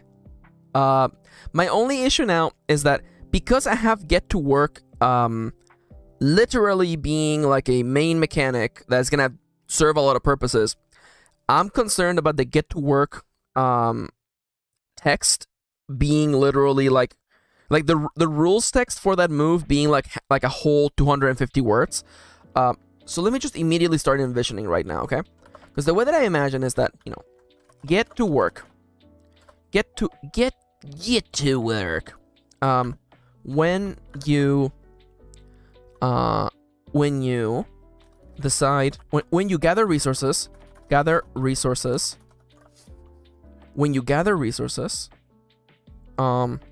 create when you gather basic. Oh, there's no way that the bell pepper will work, by the way. When you gather basic resources, create complex ones,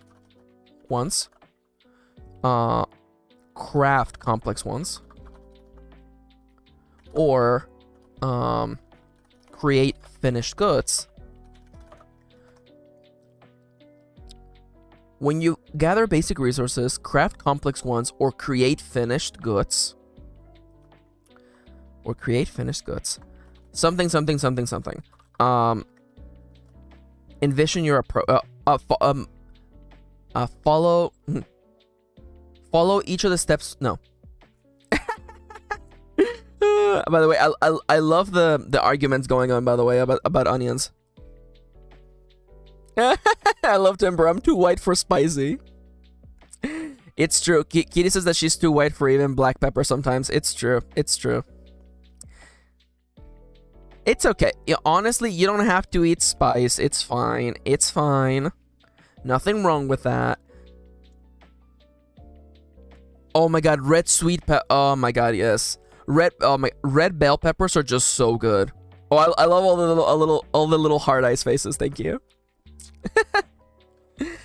When you gather basic resources, craft complex ones, or create finished goods. Or create finished goods. Follow the steps below in order. I'm terrified that I'm gonna have to literally have one move for each specific one. Hopefully not. So the way that I'm envisioning is that, and again, we have to figure out rules for crops, unfortunately. But we'll get there, okay? So clearly, if you're gathering.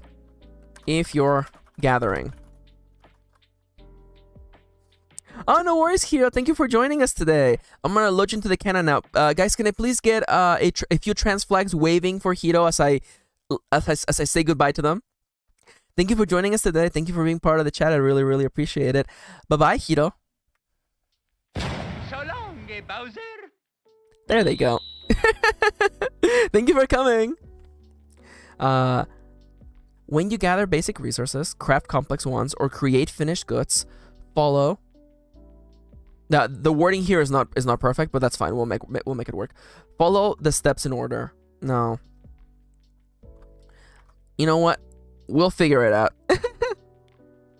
So Fifi says, spices were invented by plants to repel animals from eating them. They are very light poisons, but humans decided that they're yummy like that. It's so true. So Fifi's so right. Literally, plants created spices as a freaking defense mechanism. Kitty, out of all the ones you posted, only the aubergine, also known as the eggplant, worked. Oh, hey, Ghost. Welcome to the stream. Welcome. How you doing today, Ghost? So nice to see you. One man poisons is another man's spice. This is fair. Okay. Let me just forget about the wording. Let's just get there, okay? Basic resources.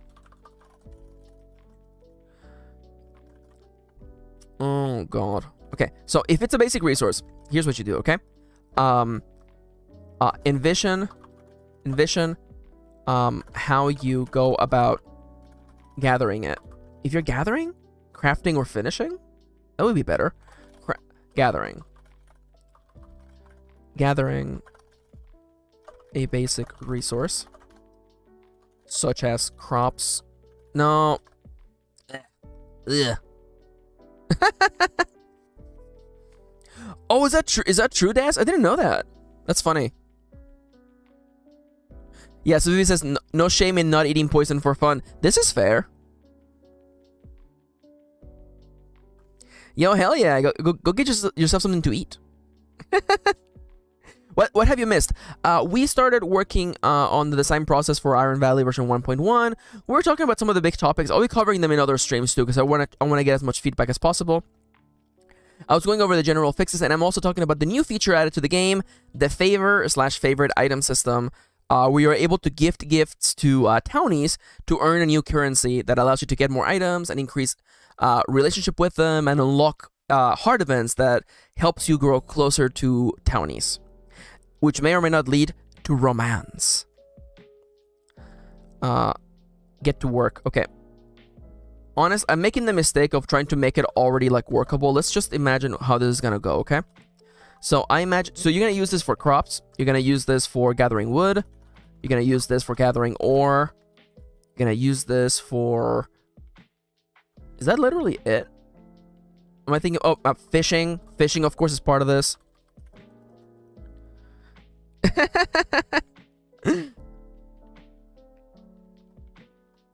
Sorry, arthritis. I'll never give up potatoes again. Oh my god. Oh, the nightshade plants. Oh, that makes sense, actually. Okay. So there's basic resources, complex resources, and finished goods. Finished resources? It would be funny being like, you know, this person's first draft of a novel is a finished resource. Anyways, don't worry about that. Okay, so if you are when you get to work to obtain resources from the world around you, envision how you do it, roll the interesting. Oh, by the way, hi Leo. It's been a little while. How you doing? Welcome. Thank you for watching me suffer well, not so much in silence actually, because you spoke up. Just figuring out the wording here, right? Because some of I guess they are all gathering, huh? My only issue is that like I don't have like an inherent mechanic for crops yet, and I feel like I have to figure that out. When you... You're doing good? I'm doing good myself. How's everybody doing today? Let Leo know in the chat. You know, getting back into things, you know. I have a big list of changes coming in, but I'm focusing on the first, you know, big change for the game. When you work on gathering basic resources,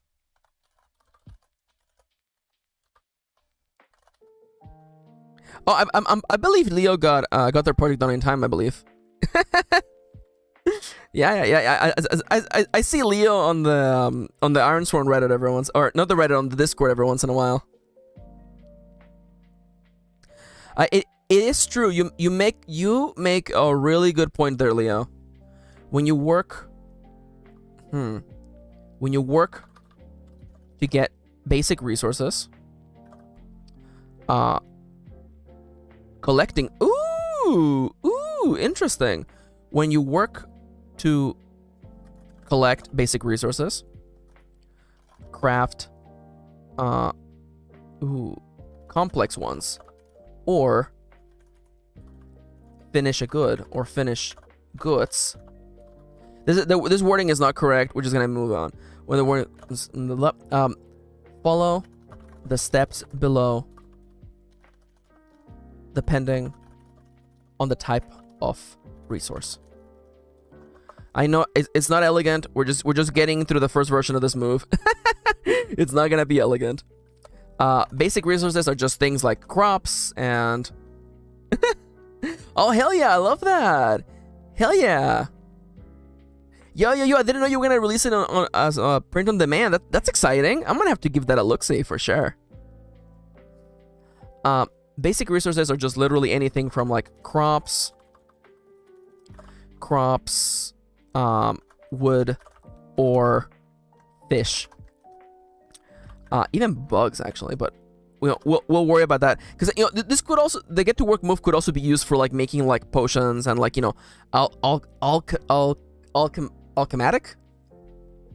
alchemy related goodness if you're so magically inclined. Now complex is literally anything made from basic resources. Anything, any resource made from basic ones. And a finished good is literally, the combination of several complex resources. 2 or more complex resources. This is actually interesting because I kind of like the idea of giving the player.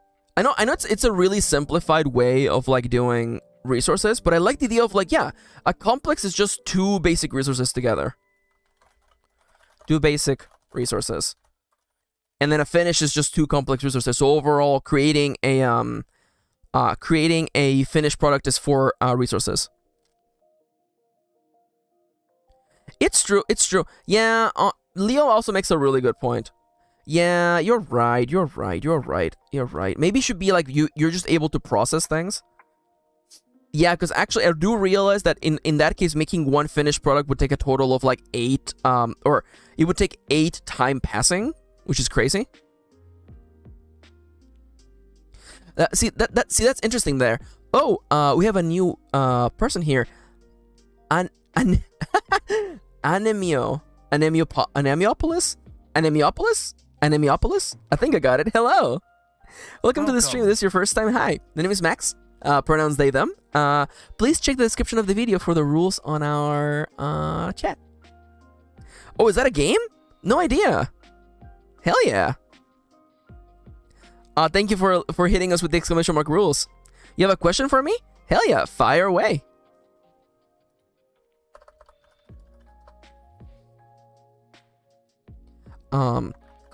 Combination of basics or tree.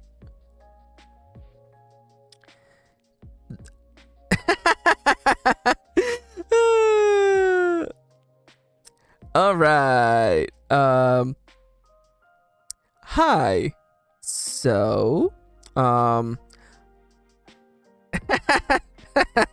non-binary. I'm neither a boy nor a girl. Thank you for asking. Maybe. I don't know. Anyways. Oh, it's a liminal space. Yeah. Oh. Yes, and please do use my correct pronouns. They're literally in the water bottle next to me. My pronouns are they, them. Thank you. Anyways, a combination of basic resources or... liminal spaces are like places in virtual or real world that kind of like give you like a weird feeling, you know what I'm saying? And liminal spaces are weird. It's just kind of like places and rooms that just give you like a vibe, you know what I'm saying? Also what? Processing, thank you, that's the word that I was looking up. Or processing. Yeah, there you go, yeah. Or like, yeah, for sure. Oh, you know what those are, okay. 2 or more, okay, combination of complex or processing. It's just the vibe, you know what I'm saying? I want to know about the game Will is talking about. Oh, yeah. Oh, you meant more like what the game was about.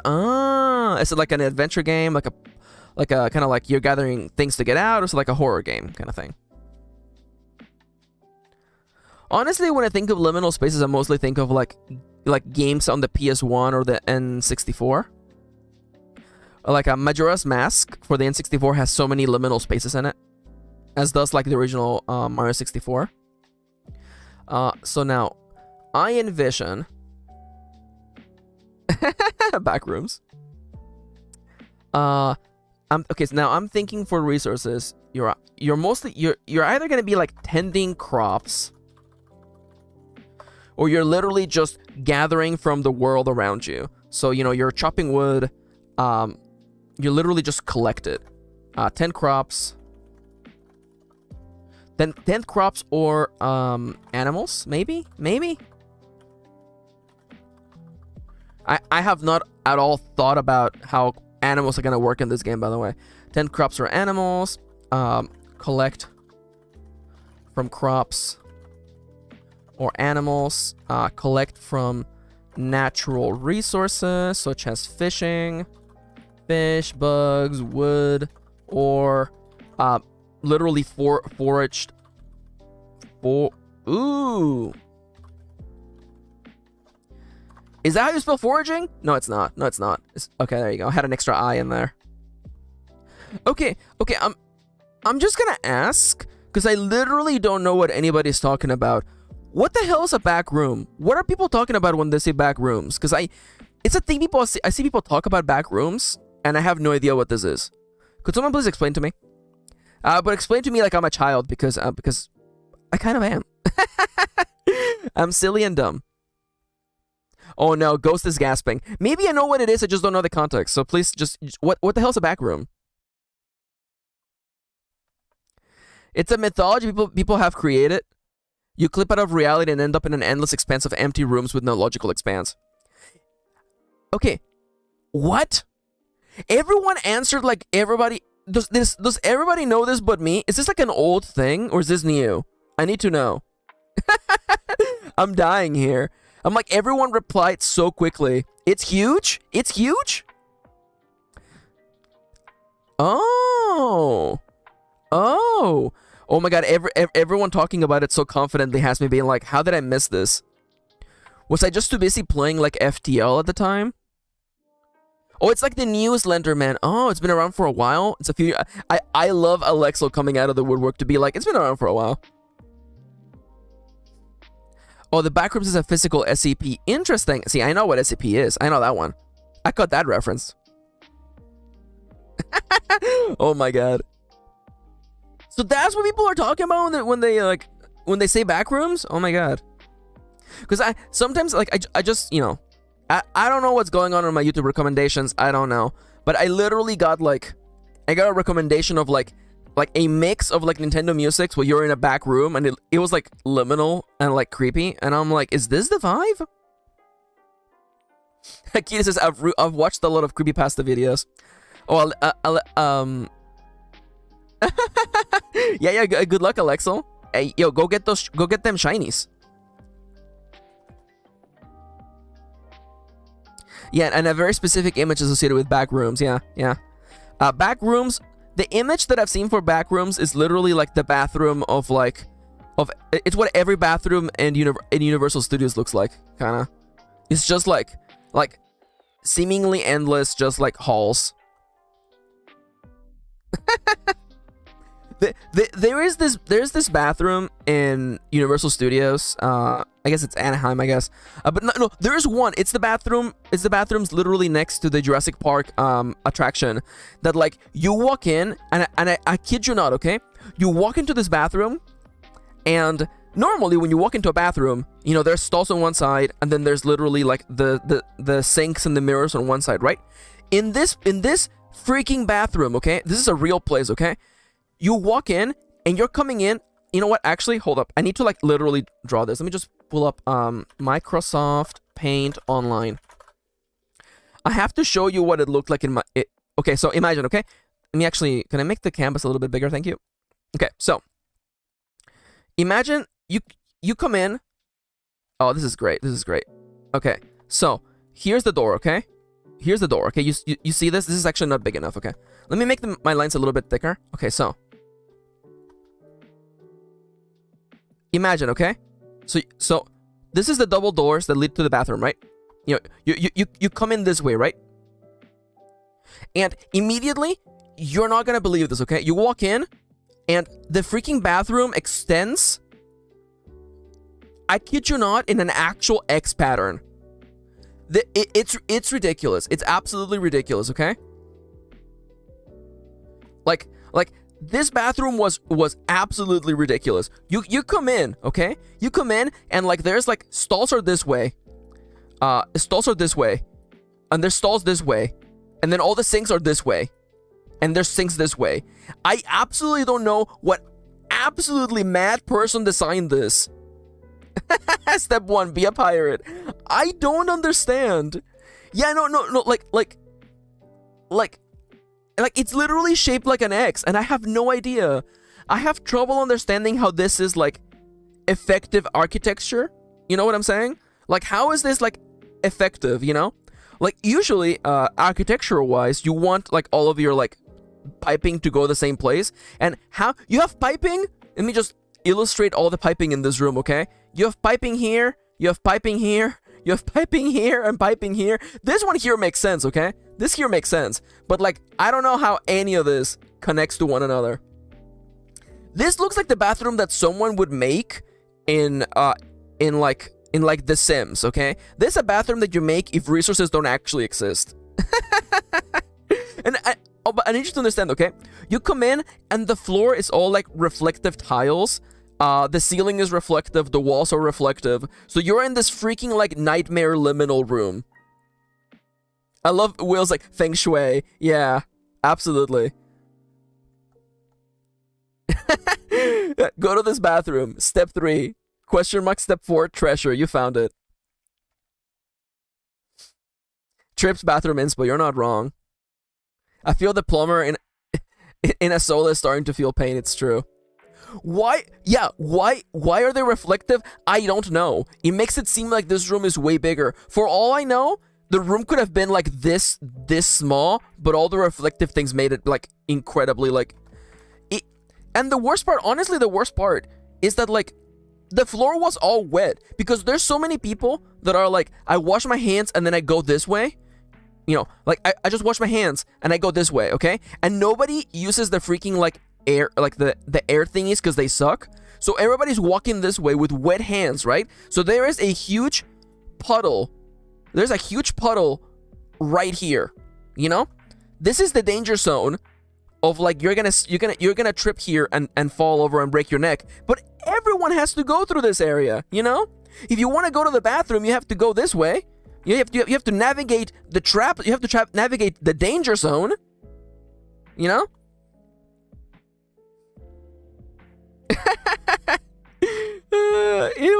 It's crazy. This is where the bathroom sharks live. It's so true. I'm still baffled for how this bathroom even works. And you can visit this bathroom in real life, by the way.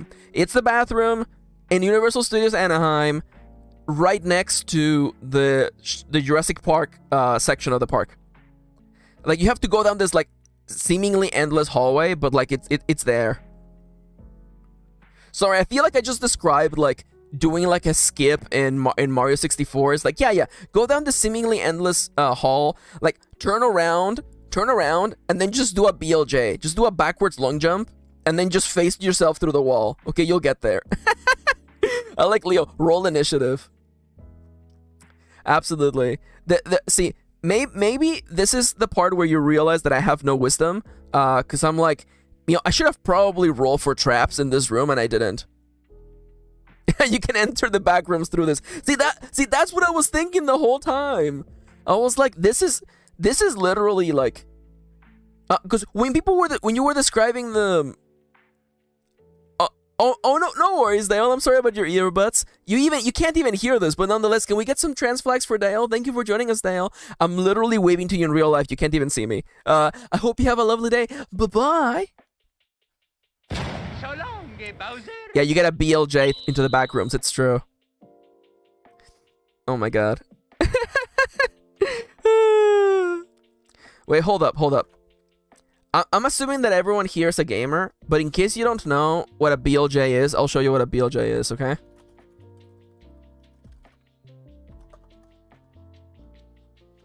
In case you don't know what a BLJ is, I'll show you what a BLJ is, okay? Alright, so this is a thing that you only do as Mario, okay? This is how you get out of doing some a bunch of things. Here you go, okay? Get ready. BLJ is backwards long jump. So this staircase goes on forever, by the way. But if you do this glitch, oh, watch it go. Oh, here he goes. Oh, buddy. Wait, hold up. Okay, he clearly doesn't get it until like a minute later. Okay, here we go. You can do it, buddy. You can do it. You can do it. Oh, here we go. Here we go. The forward momentum gets added to the backwards momentum because of a weird programming oversight. And then this happens. No. You're the first clip that comes up when I look up BLJ. Come on. There we go. There we go. That's a backwards long jump. That's the classic BLJ. It had to think about it. It had to think about it. Anyways, that's how you get into the back rooms, by the way. Yeah, you just backward long jump through this bathroom, and then you end up there. I kind of want to save this stupid image, too. I want to save it so that I can, like, have it for when I need it. Back rooms, Universal Studios.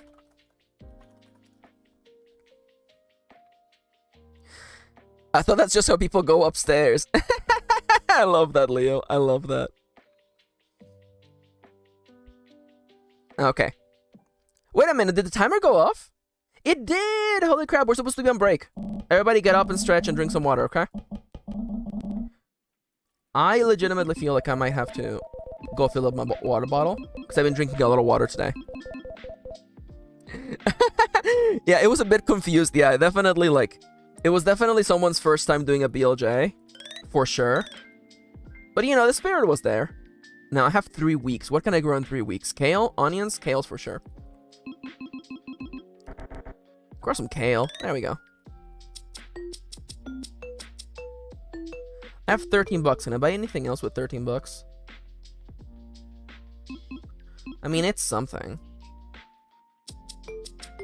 Anyways, okay. We definitely fell into the nth dimension because we stopped talking about deciding and we just went crazy into back rooms. But now I know what back rooms are, and everybody learned a big lesson today. What spam message? Did we get a spam message? Going back to normal is giving me whiplash. Oh yeah, I feel that.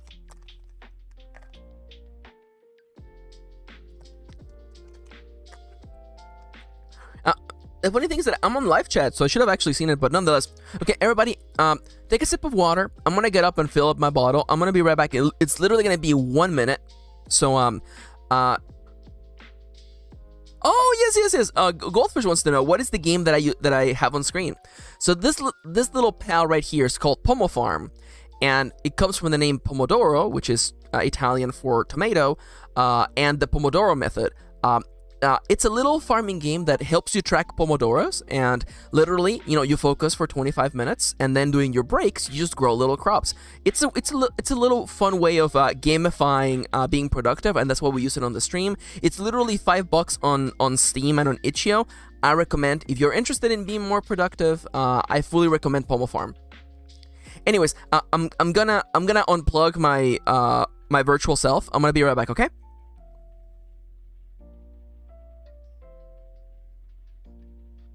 Also, you're absolutely right. I should definitely make a Pomo Farm command. Remind me to do that later.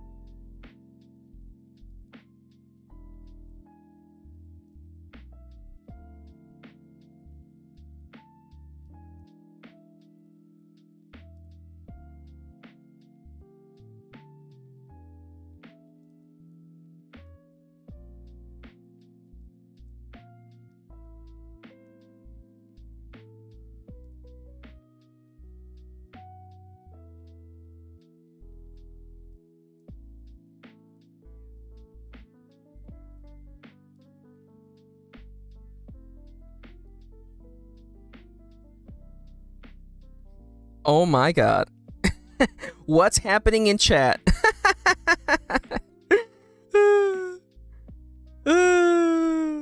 Oh my god. Oh my god, I hate that quote number 14 keeps coming up, by the way.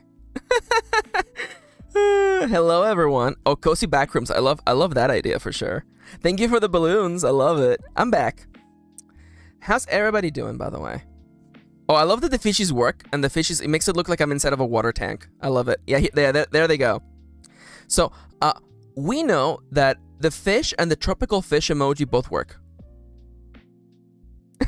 Oh, nothing? Oh, yeah, for sure. I believe that. Okay, so while I was filling up my water bottle, I got an idea. Okay? But first, I gotta turn the timer on. In like 17 seconds. So I was thinking that I can just have like a nice little like flow chart. Basically, like if you are setting up a crop slash animal for the first time. By the way, can I get another name for like animals that you like care for in a farm? Is there another name that just animals? Because do we have animals like in the actual like? Isn't there a name for it? Cattle? No, because cattle is exclusively like cows. What do you call animals that you have in your farm, by the way? Livestock. Livestock! There we go. Thank you. Yo, all of this work, huh? The correct word was absolutely livestock. Thank you. Crop slash livestock. For the if you're setting it up for the first time, follow the instructions. I have them in my head, but I'm not going to type them right now, okay? So, if collecting from a crop. Now, if collecting from a crop slash livestock, you do blank and blank. If collecting, by the way. If collecting from nature, such as wood or freaking literally fish, bugs, whatever. Oh, the rule section on this part is gonna be big, by the way. But, you know, that's life. Bugs, and also the other one that I was thinking about that I'm forgetting is foraging. 3 out of 4 ain't bad. Which one was it? Was it the shark or the dolphin? Or no, it was the whale with the thingy coming out of its back, right? I'm sure there's a name for that. It's a good thing that I don't write books for a living or anything. I'm not good with words. Yeah, if you are setting up a crop or livestock for the first time, do this. If you're collecting from livestock, do this. Although these are literally the same, so I don't know if I should really even bother like separating them, but nonetheless. And then we have like the next group of actions. So if you're collecting, do this. If you're crafting, if crafting a complex good, a complex resource.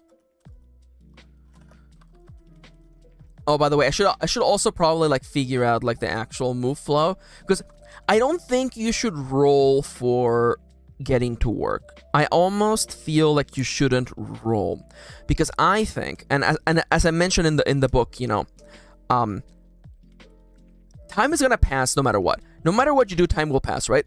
So I don't particularly feel like rolling the dice to see whether you get a resource that you put time on is worth it, because I definitely feel that like even a character who's not trying, even a character who's having a bad day, and is wounded and injured and has a headache and is regularly feeling really, really crappy, even that person can spend a quarter of the day chopping wood. You know what I'm saying?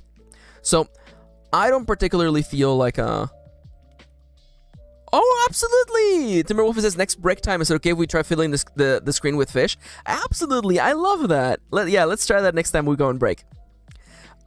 So a part of me, like, I don't feel like I should make the player roll, because ultimately here, you know, like, here's the way that I like to think about rolling in role-playing games, okay?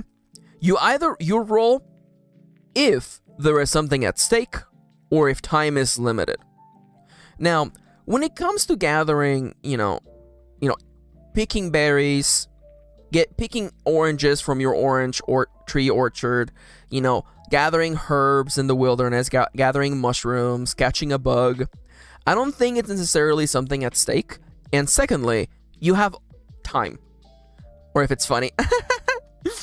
You know, like like the way that I envision is that time can pass 4 times before the day is over. So if you want to think about okay, you are okay. Let's literally write, you know, on the topic of time. So your character's awake for 16 hours a day, right? 16 hours a day because everybody sleeps at least 8 hours of sleep. You have 16 hours of getting things done.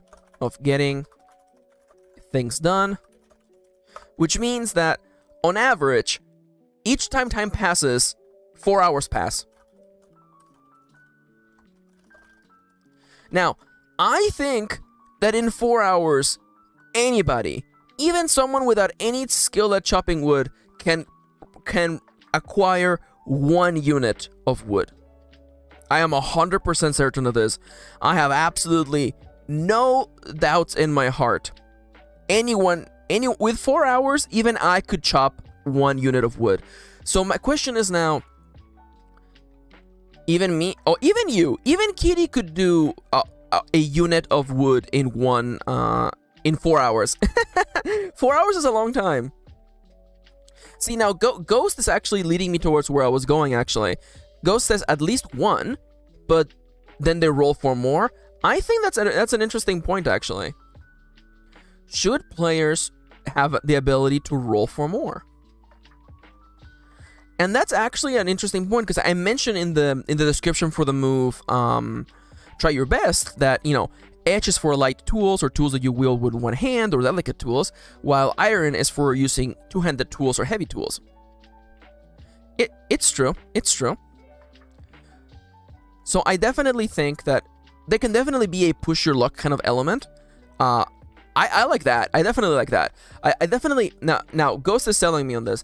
I like it better than being a static, you get only 1 thing for 1 unit of time. I like rolling. Definitely rolling to get more for sure. It could literally be like, you get 1 plus... Although... Yeah.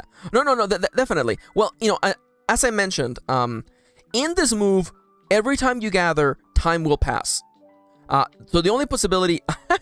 Thank you for the fishies. So the only question here is whether they get more than 1 gather per instance of time passing. So, oh, Daz is hitting off. Thank you for coming, Daz. I hope you have a lovely day. Go and get some rest. I know it's a different time over there where you live. Thank you for coming. Always so nice to see you. Bye-bye. So long, Bowser. So here's what I'm thinking, because definitely a player should not be able to gather endlessly. You know, for try your best, on a strong hit, they're able to skip the payment of advancing time, and I like that as a way, as a narrative way for whenever a player pushes themselves. Because you know, try your best has the risk and reward, right? If you don't get a strong hit, time will pass no matter what. Bye, Des. Thank you for coming. I hope you have a lovely day. So definitely for gathering here, I think that no matter what, time will pass, because you're spending quite a long while gathering resources and whatever. So the question here is, you know, how many units do you gather? And that is particularly what I'm concerned with at the moment, because I'm thinking it could be like you gather 1 plus the number of hits you get on your roll. So for instance, you know, if you roll and you get a miss, oh well, you still got 1 resource. If you roll and get 1 hit, you get 2 resources. And if you roll and get a strong hit, you get 3 resources, which is definitely, you know, a big improvement over just the basic, you know, you get 1. That's the immediate thought that came to mind. And I mean, like, you know, we have, like, there is the stats. And I mean, like, the stats should definitely serve a function here for sure. If setting up... Okay, this is not important. So the way that I envision it is that, you know, envision your approach and roll plus stat. What do moves even look like? Where is moving right along? There you go. Thank God I put all these things in here, by the way. It just literally says on a strong hit. Okay, perfect. Thank God. So it would be on a strong hit. You gather you gather so many resources. You can barely hold them in your hands. You can barely hold them in your hands. In your hands. Gain +3 of the resource in question. I know that this is not good writing, but you know, I'm just getting the ideas on paper. That sounds good. I said links in well with having a skill in something, more likely to get a strong hit or a hit in general. Yeah. See, because I like that. I feel like we're agreeing on this. Yes, thank you, Leo. Oh wait, do we have a luck thing like Stardew Valley has? Okay, I'm definitely no. At this moment, there is no luck value in and there's no item find. A part of me, you know, because there is a sense, you know, in Stardew Valley, you check the TV and you get your luck forecast. And while that is a fun mechanic in a game that runs itself, and you know, you can play through one day each every like 23 minutes, I feel like having like a global like modifier to your rolls might not be as effective on Iron Valley. It is funny though. It is funny because I think about the mechanics in Harvest Moon and all the other games, and I'm like, how many of these mechanics can I bring forward? You know what I'm saying? Definitely, I feel like having like a global luck modifier, that one probably wouldn't work. Though, you know, I mean, again, you know, if people want it, that's something that I could add as a potential optional feature. I definitely don't think most people would want to run that in their game. But if they want a little bit of extra difficulty, or you know, what's it called? Something or famine. You know, flourish or famine. That's not the saying. But you know, if you want to play a version of Iron Valley that is more swingy, you know, you can have really good days or really bad days. That's an option. Okay, Ghost, you're selling me on it. Gosh darn it. Potential features for later. Global luck check, like in SDV. Okay, you're definitely there's an idea there. There's an idea there. On a strong hit. Again, like I appreciate all input, you know, because I know people in my life who would be like, oh my god, yes, give me this random modifier. I love the idea of having a terrible day. I love the idea of having a really good day. So that's the kind of stuff where, like, I know people personally who would want that feature, so if it's something I can literally execute with just like one page in the rulebook, it can be an optional rule. On a strong hit, you gather so many resources you can barely hold them in your hands. Gain +3 of the resource in question. Question, then time passes. On a weak hit,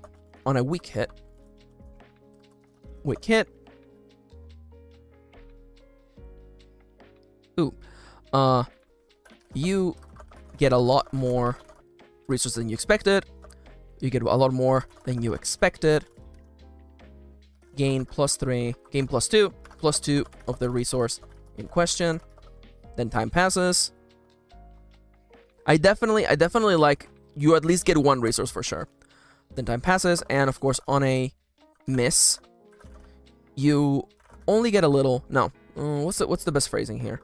On a miss, you don't make the best time,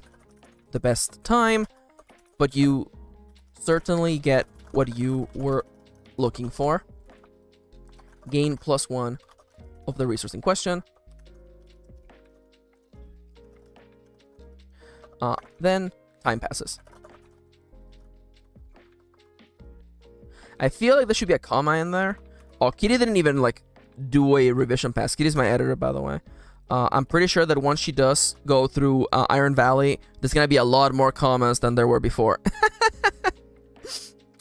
On a strong hit, blah blah blah. On a weak hit, blah blah blah.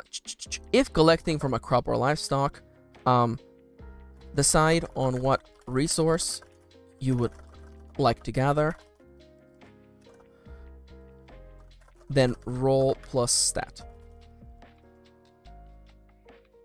If collecting from nature,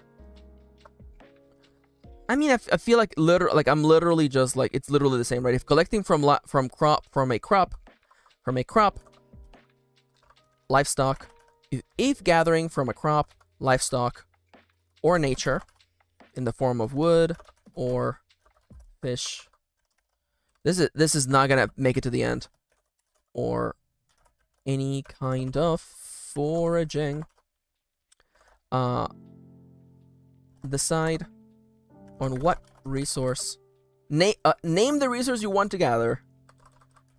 Name the resource you want to gather. Then roll plus stat. I'm starting to get a little bit worried that maybe this move is doing a lot of things at once, but we will see. We will see. We will see where we end up with this. I do need to set up the rules for setting up a crop for the first time. The way that I was envisioning, I believe someone sent me feedback on this, and I kind of like the way that they actually thought about it. There was a misunderstanding with the rules. As it stands right now in Iron Valley version 1.0, crops work like promises, right? You're supposed to work on them, and then eventually you're rewarded satisfaction for working on crops. That's not the way they're going to work anymore.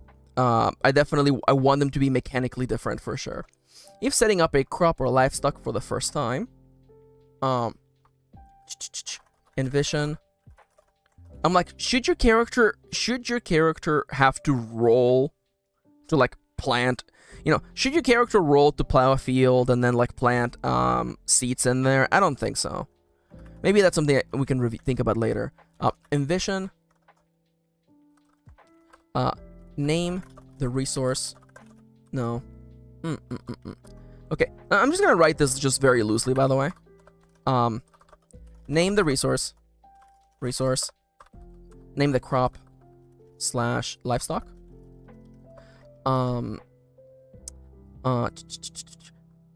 Write. Draw a number of boxes. Draw a number of boxes equal to the number in the crop / livestock. That's right, I have to add livestock now to the game. I have to figure out how to make them work, but it's fine. Draw a number of boxes equal to the number in the crop / livestock. Sorry, I'm having like a galaxy brain moment where I'm like, is there a way I can make this move even more general? It's possible.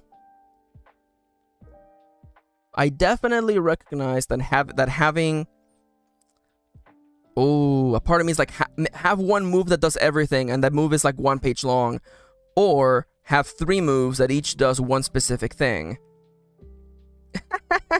How quickly you can get more moves just when you want to add one mechanic. I almost said one simple mechanic. This mechanic is anything but simple. When you work to collect basic resources, craft complex ones, or finish goods, follow the steps below depending on the type of resource. Okay, just draw the number of boxes. Just combine it, says Kitty.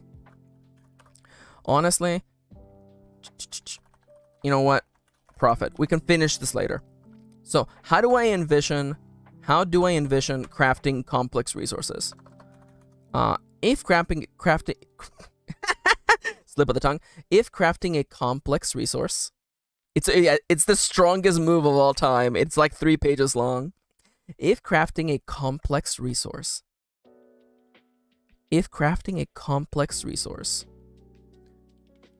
Sorry, I'm looking over my notes. Envision. Name the reasons name the resource you want to create.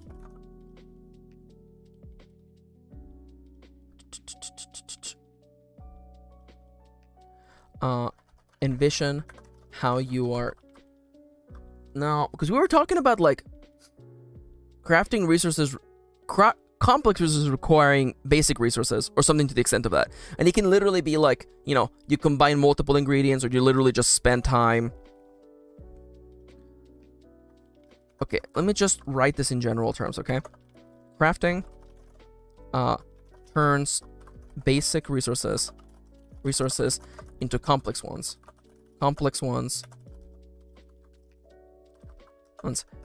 Using a combination of items, or a combination of one single item plus time. This covers cooking, all crafting done at a bench, and even things like writing poetry, or writing a novel. I'm trying to envision what it would look like in my... I actually realized that cooking is actually... So, Ghost asks, wait, would townies be able to gift resources to us? So that's part of the favor mechanism. So the way that it works, and it's actually good that you're giving me a chance to rephrase it. So, there's a new resource called favor. It's a meta currency. And you gain favor by giving townies gifts. And when you give gifts to a townie, you gain a resource called favor. And this favor is unique to every single townie. So for instance, you have because you have a different relationship with the mayor that you do, your next door neighbor. Yeah, I'm really happy we have so many, there's so many people who found me because of Iron Valley, and I'm really grateful they're here helping along. I really appreciate it. But, so you can then turn that favor, you can spend that favor to literally gain resources, right? So for instance, you're like, oh, I need to make a cake, and I need eggs for that. So I'm gonna ask my neighbor who I know has chickens or an animal that creates eggs, for the Animal Crossing version of the game, and then you can just turn that favor into items. You'd be like, hey, the way that move will work is you visualize, you envision what happens, and then you just get the resource. And you can get more complex resource for more favor. Now, I like the idea of maybe having like a random event where a townie just gives you an item. Maybe, I don't know. That is a possibility as well. But yeah, the way that it works right now is that you would get items by converting favor into said items. It wouldn't be like an automatic thing. You would have to trigger that yourself, but that's the way that I envision it right now. Thank you for asking. Gives me a chance to do the once again review what we're here for. It gives me a chance to review what we're here for, what we're trying to do. That's funny, Timber. Oh, that's a fair point. That's an interesting one. Having a there should definitely be a table for hard events. That is absolutely needs to happen. Let me just put that on the list already. That just has to be on there. I can already tell someone's gonna be like, Max, there should be an oracle for hard events, and I will add it. Hard events. There we go. There will definitely be one in there. I already know someone's gonna ask for it, so I'm getting one step ahead of them. And we can definitely have one of those hard events be they gift you an item or something. Maybe. We'll see. This covers cooking, all crafting done at a bench. LOL, I mean, if people want the more general idea, I think they can use the theme oracle too. Yeah, that's also true. That's also true. But I definitely, if there's one thing that I learned from releasing a game is that people want more. People want more oracles, especially for a game inspired by Ironsworn, so I'm here for it. I'm definitely here for it, and I'm gonna do my best to definitely satisfy that desire, even if just a little. Crafting turns basic resources into complex ones using a combination of items or a combination of a single item plus time, blah blah blah blah. Maybe I'm just maybe I'm overthinking it, having different types of resources. Maybe I'm overthinking it. Maybe instead we can look at it as yes, oracles, yes. I'm gonna mix so many oracles, you have no idea. Maybe I'm just overthinking it with the whole resource thing, you know what I'm saying? I'm the whole having different types, right? Maybe you have resources you gather, you have resources you craft, right? And that way we only have two versions of the move. There's the gathering version of get to work, and then there's the crafting version of get to work. Let me just immediately gonna I'm immediately gonna just draw a line here. Let's see. Let's just envision this design aspect, okay? So if get to work has two sides. It has the collecting / gathering, and it has the crafting. then in that case, because I realized that like I meant finished goods to be like something else, and we ended up literally like back at the same place. So a part of me wonders if it's even like worth like, should, even though we all know that the only way to, like, you don't just take cocoa beans and then you have cocoa powder, but at the same time, in Animal Crossing, if you want to cook in Animal Crossing, it's just like fish plus another thing, right? Like fish plus bread makes breaded fish, which I know makes no sense, but for my gameplay aspect, it just simplifies things, right? So maybe we don't have to have the player be like, convert these cocoa beans into cocoa powders. Like, you have cocoa beans, all right, that's an ingredient for chocolate. Now you get whatever else you need to make the chocolate thing, whether it is like sugar or milk or whatever you feel like it. I feel, I don't want it to be super simplistic, but I don't want to have like a section in the book that is a recipe for everything, Like, oh, you want to make a sandwich? Okay, that's definitely like bread plus some sort of meat or some sort of like main thing plus like, oh, please go right ahead, Leo. I absolutely welcome suggestions. I can't promise I'll take everything, but I definitely am here for any and all suggestions, Leo.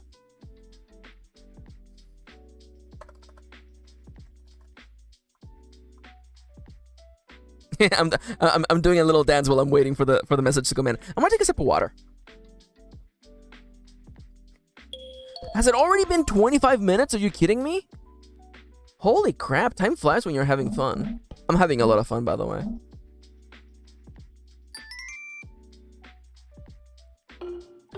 Let me just water all my crops, and I'm gonna be... yeah, by the way, Timber Wolfie and everyone, if anybody wants to just fill the screen with fishies, you're welcome to do so. We were talking about that earlier.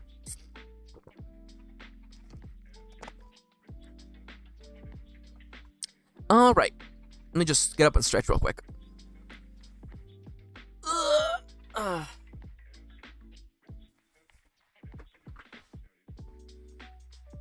Oh, interesting.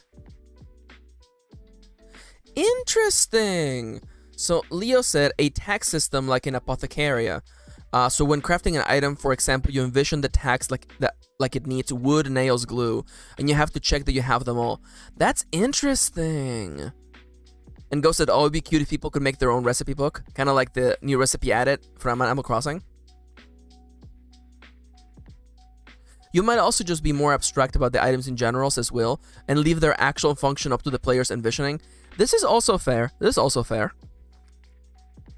So I definitely like Leo's. By the way, I really appreciate the suggestion. By the way, I do like it. I like the idea of telling players as part of crafting to like envision what they need to make it. And I feel like if anything, like that might give them a chance to like really stop and review. Oh, here comes all the fish. Thank you for the fishies.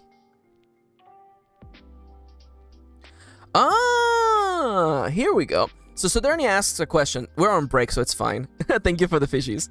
Hey Maxi, says Sodernia, if it isn't too much of a tangent, you format your own ebooks, right? Does that involve coding things like italics? Yes, part of making an ebook is because fun fact, ebooks are basically HTML files. That's all they are. They're HTML files that an ebook reads as books, and the page breaks and all those other things are dealt for on the ebook side. And so then says, is it HTML coding or is it Markdown or something like that? It is HTML coding. As a matter of fact, let's say for instance that, I mean, can I even show it? I can't really show it without opening an editing software. But basically, like this you use CSS styles and stuff like that just to save yourself a lot of work. So if you're asking me how do I literally do italics in my ebooks, it is literally just it's literally the classic open bracket, close bracket, I. Of course, I definitely do a lot. It's a lot more graceful than just literally manually doing this for each instance. Oh my god, no. Now, I'm a kind of a do-it-yourself kind of person. So I definitely that's why I code my own ebooks. Also, it gives you a lot more control. And I definitely, I'll tell you right now, it's literally not that much work. I know that maybe it sounds like a lot coming from someone who has done it a lot of times, but literally, like, I'm looking forward to showing you guys what it looks like when I do that, because I'm going to show all of that when I get back to working on novels. Also, by the way, I'll tell you right now, by the way, the way that more fishies, yes. The way that I do formatting, because you want to save yourself a lot of time, right? And italics are a pain in the butt to do manually on a text editing software. So what I do is that I actually open Microsoft Word, because Microsoft Word is one of the few word editors that support regular expressions. And you literally enter a little code that tells Word, hey, look for all instances of italics and convert. Every time you see it, instead of, and let me just do an example on the screen so you can see. So instead of like,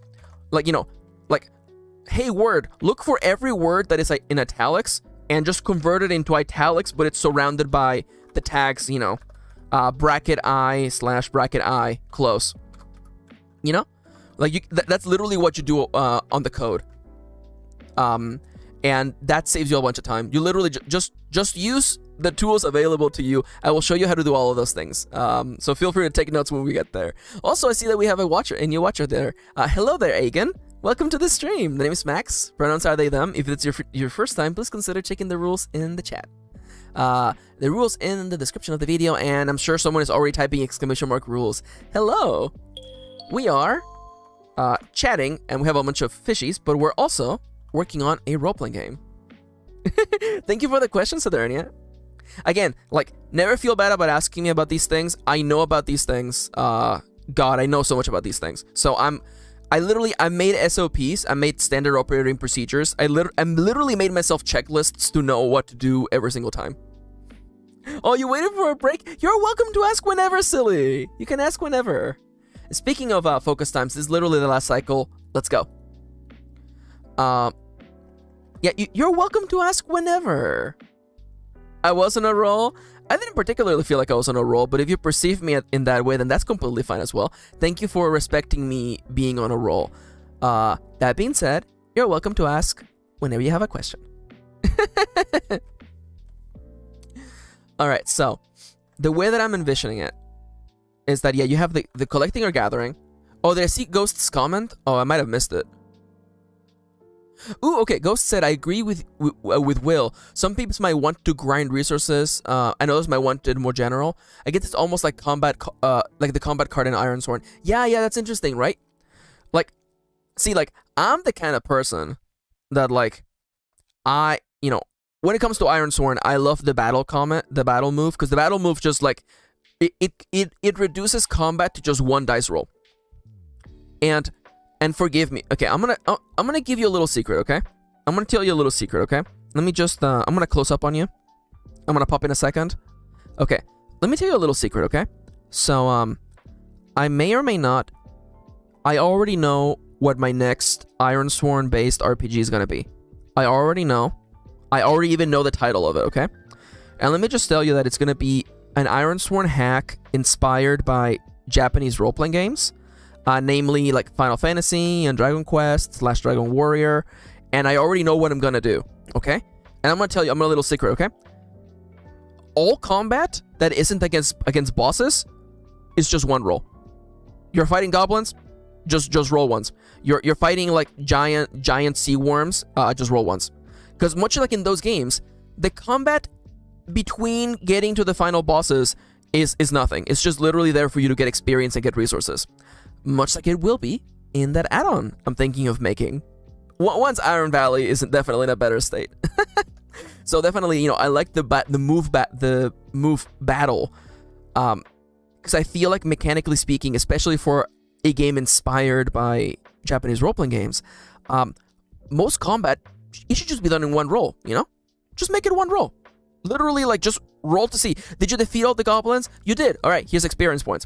You didn't? All right, well, go back to town and heal up, Just the way it works in Japanese role-playing games. Anyways, I have not... God damn it. Okay, there you go. You didn't see my disembodied hands just hanging out there, okay? You didn't see that. But you know, it's stuff I'm thinking about, you know? I don't want to give the impression that I just came out of the woodwork making Iron Valley. I have been thinking about role-playing games for a long time. I've been wanting to make something for a long time. And it was thanks to the Starforged jam that I finally decided to just go ahead and do it.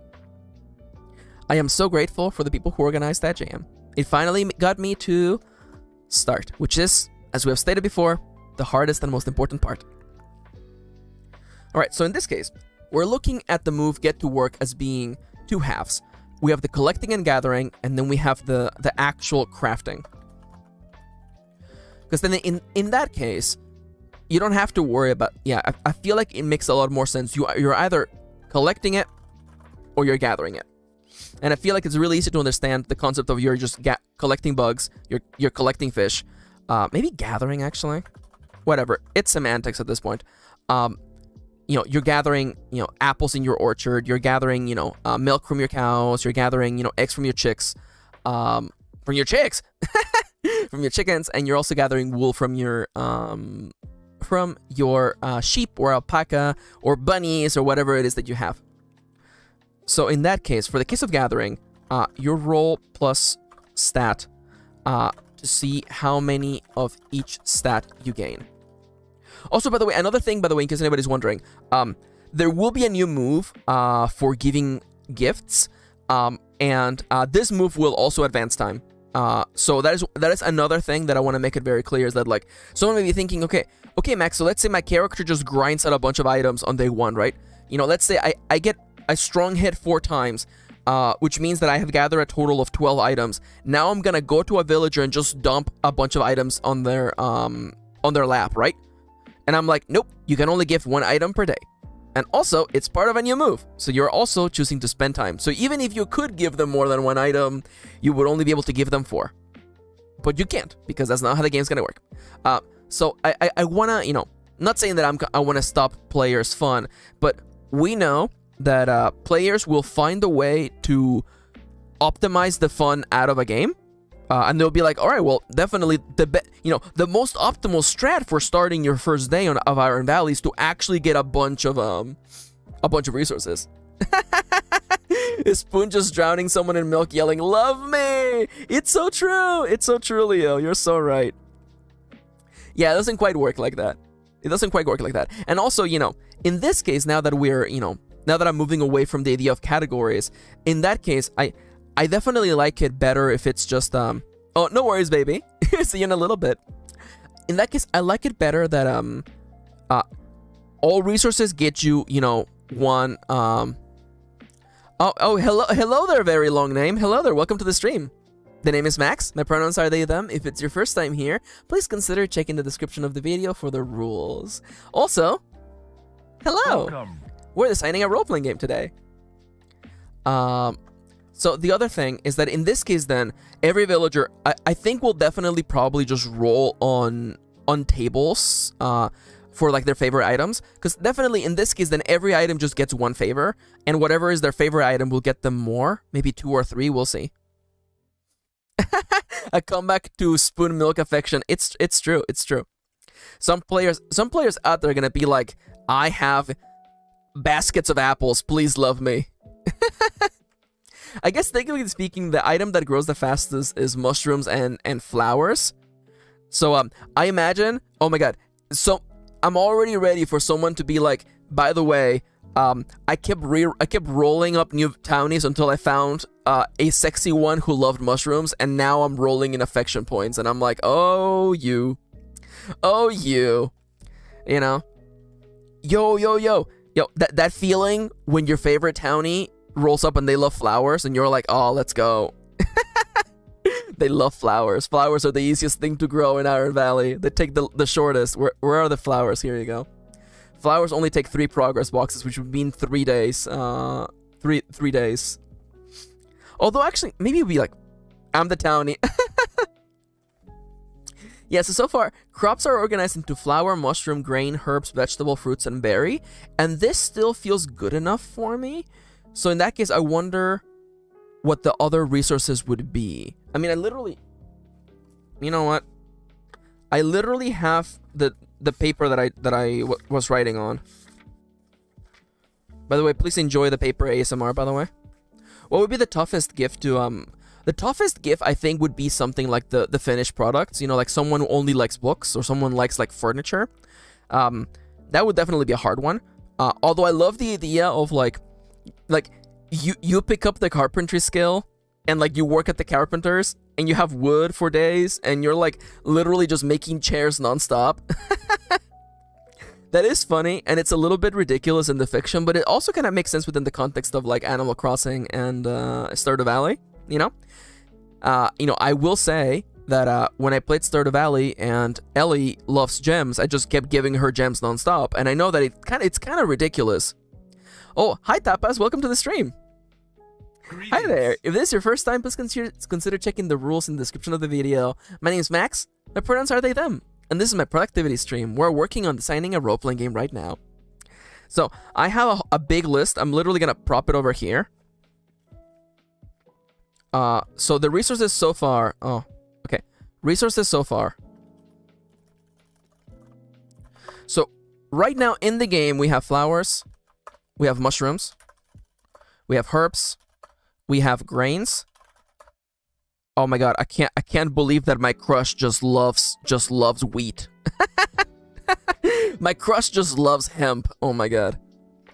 My crush just loves cotton. Can you believe that? Oh, that's so silly. But I love the idea of your role on this huge table and someone is like, this person loves clothes and also also mushrooms. There won't be specific items, by the way. I feel like that would be, like, too much, especially considering how some crops can only be grown one particular date.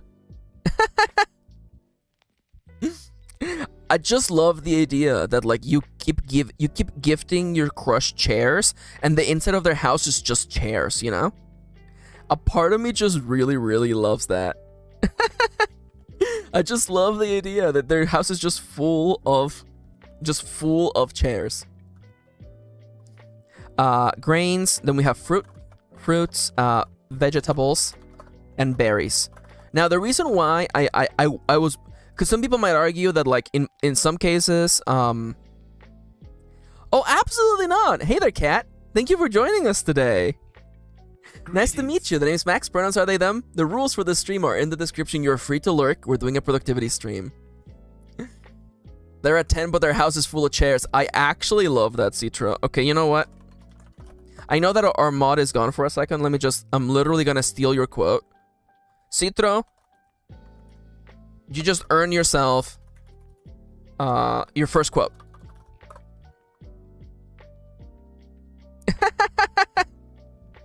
Oh god, I love having your quote number 18, Citro. Let's go. They're at 10, but their house is full of chairs. Let's go. By the way, some people might argue, by the way, that some berries are in fact not berries. They're actually, like, vegetables. For instance, fun fact, did you know that blueberries are more related to tomatoes than they are, you know, like berries like raspberries and, like, strawberries? Fun fact. Yeah, blueberries are actually more tomatoes than anything else. No, not that quote. I love this feature. I love this feature so much. So I felt the need to differentiate berries from fruits and vegetables. Also, berries actually take the longest to grow along with fruits. Turns out that growing a tree takes a long time. Oh, the quotes are absolutely incredibly chaotic. I did also say that. It's true. That's quote number 2, baby. Okay, so the other resources that I have on this list, by the way, I have fish, I have wood, I have ore, and then we have more like livestock-based items, or rather, I guess tomatoes or berries. I guess that also makes more sense, actually. They are coming for my throat. It's true. By the way, if you're new and you're watching the stream, by the way, emojis that you type on the chat will actually show up on the screen more often than not. Are berry bushes not included? They are in fact included. That's why they're the berry category. Vegetables is like a cook term, but not a botanical term. For a biologist, vegetables don't exist. That's true. That's true. What's that copy pasta about how, like, mushrooms are not actually alive? Tomato. Oh, yes, the tomato. Oh, they're coming at me. Kendra kept throwing tomatoes at me on the stream. Oh, here we go. I love this feature so much because it allows people in chat to actually show up on the stream as more than just the chat, which I really appreciate. So eggs, we have eggs. I had wood and lumber. Let's just say wood, okay? We don't have to like turn lumber into wood and we don't have to do that. It's fine. Now we have ore, we have gems. We also have milk, wool, honey. Now we have ore. Should there be like metal bars? I don't think so. That seems like a lot of work. I'm not gonna lie. Maybe ore / metal. Maybe. Oh, I love the so some emojis don't show up because they're relatively new emojis, like the cheese emoji. But the coffee should. Oh, and the mice should. Yeah. Oh, there come the mice. Yes, thank you. I gave that mouse a little kiss as it flew by the way, because you're wondering. I haven't seen that new Gundam. I want to watch it. Precious minerals. I think that would be gems, honestly. I'm not gonna lie. Honey, because you know someone is going to ask for beekeeping, so I have to get ahead of them. Raw resources and a list of processed resources. That's interesting. I kinda like that. Actually. My only issue. Oh hell yeah! I've heard good things about it. I definitely want to watch it. Yes. Ooh, should there be a list of? Welcome back to Max just loves inserting tables, by the way. Raw, and then processed. Because I guess in that case, we have all these boys, right? We have all these things. We can definitely all agree that these are definitely raw resources, right? And so is fish, wood, ore. These are all definitely like still raw resources. I feel like a rough gem still kind of works. Oh, and the bees work. Oh no, the bees. LOL, raw makes me think of raw meats. Yeah. So meat is a topic that I have not wanted to talk about because most farming sims don't actually let you. Well, see, the issue with organic minerals or materials is that like, technically speaking, rocks are, like ore should be minerals actually. Now that I think about it, but like rock is an organic mineral, but how do we really quantify that? You know what I'm saying? Welcome back, Kitty. Welcome. I see that you went to get the mail. By the way, Kitty, don't forget to go get your medicine after the stream. By the way, I'm just preemptively reminding you. So honey is not a like if you can just walk up somewhere and pick it up, then it's definitely not processed, right? Now, as for processed things, I have a list literally right here. We have clothes, we have shoes, we have hats, we have medicine. That's not how you spell medicine, by the way. It's a good thing that I don't write books for a living. Jewelry. We have books, we have tools, we have weapons. We have art. We have furniture. We have toys. I don't know if alcohol should be in the game. Ooh, that's a really good point there, Leo. I really appreciate that. Thank you. Yeah, because I do have a list of skills that are literally about crafting, so I should definitely look into those for sure. Where did I put the skills in depth? Here you go. Blacksmithing, building, carpentry, cooking, mechanic, and tailoring. Okay.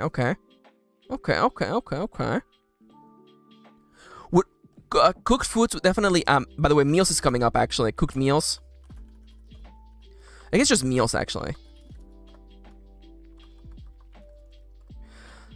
Now, ooh, bread. I had bread and pastries as their own resources, by the way. Oh, bugs should go in here too, by the way. Bugs. I feel like bread is just part of meals, as is pastries, I think. Cooked meals / no. See, like, this is like the little problem with like, You know, but there's gonna be bumps along the way in design, so I'm not super worried about this. Now, my only issue is that I don't want to have players have to do the cycle of like, okay, if I want to make bread, if I want to make a cake for someone's birthday, do I need to process raw materials into sugar? And I almost feel like you really don't have to do that. Meals and treats. Oh, I do kind of like that, actually. These streams have hypnotized me. I want to link the books whenever I hear bread. I'm so sorry. 10 minutes? Oh, no. The stream ends at 2, by the way. Okay, well, we have a few minutes. We have 6 minutes left on focus, and then we'll wrap things up. So my issue... That's not how you spell alcohol, is it? Is that really how you spell alcohol? Goes to show how much alcohol I consume on a daily basis. So, on the topic of alcohol, I'm gonna highlight alcohol. As well as I'm going to highlight the word meat. So, here's my issue, okay? So, Stardew Valley, Harvest Moon, Animal Crossing, these places don't really let you kill your livestock in order to get meat. And I don't know if, because I don't know how you would even go about going through that situation, you know? Like, especially, it's a cozy game about, like, being in touch with nature. Leo says, it's where the envision what you need comes into it. It just comes down to how much you need for it. Maybe a built-in tip for substitutes, like substituting sugar for honey, for example. Yeah, no, like, internally, I was thinking of, like, you know, there's sugar cane. Sugar cane is one of the items that says beets, and beets are full of sugar. So it might be something that I might want to have in the rules. I mean, we were talking about some dark... there was some dark shit in Harvest Moon 64 and Stardew Valley. But at the same time, I feel like, you know, there is fish for easy, like, meat without having to, like, you know, worry about that. But at the same time, you know, I guess a part of me doesn't like the idea of, like, having to visualize, you know, like, you take the chicken that you, like, grew from a little chicken, then, you know, take it out back, and you know, meat also grows from plants. This are you talking like old school, like, Digimon world kind of way, where, like, meat is just growing in the garden, which I kind of love, by the way. Let me see if I can show you that. Digimon meat growing farm. I freaking love the meat is so it's so dumb.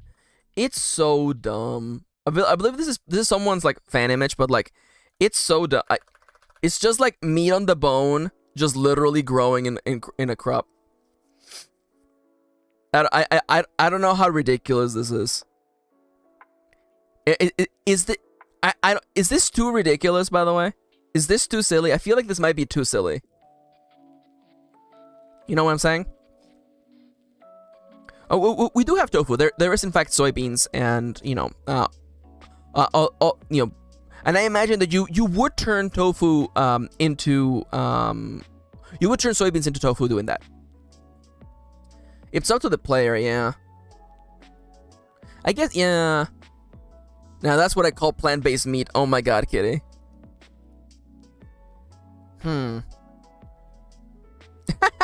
Citro says, the cows just give you steak and tell you not to worry about it.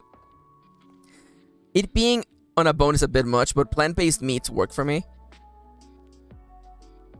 Yeah, the meat is not even... It's not only processed, but it's cooked for you. I know. Digimon is a very, very silly game, okay? So let me just add an asterisk here. Add section to the book about... On the topic of livestock. And meat in a cozy RPG. Because this literally can be like, by the way, if you have animals, here are some non-animal-based solutions for having eggs, milk, and wool. They become like insect eggs, What was the milk that I was thinking about? Wait, gruff milk and literally spider silk. And if you want to have meat without the actual slaughtering of animals, consider plant meat. Yeah, see. Ghost says, I could see some people wanting it, but for me, it doesn't feel cozy anymore. And I feel like that's one of those things where I feel like you have to think about, different strokes for different folks, right? Some players are going to want that. I don't think I would use it, but definitely, if somebody wants to, that's a possibility that can go on there. I don't think I would personally put it on the list. Also because it feels a little weird to be like, oh my god, so here's my perfect crush, I love them, their favorite item is meat, so you're just bringing them steaks. What is this?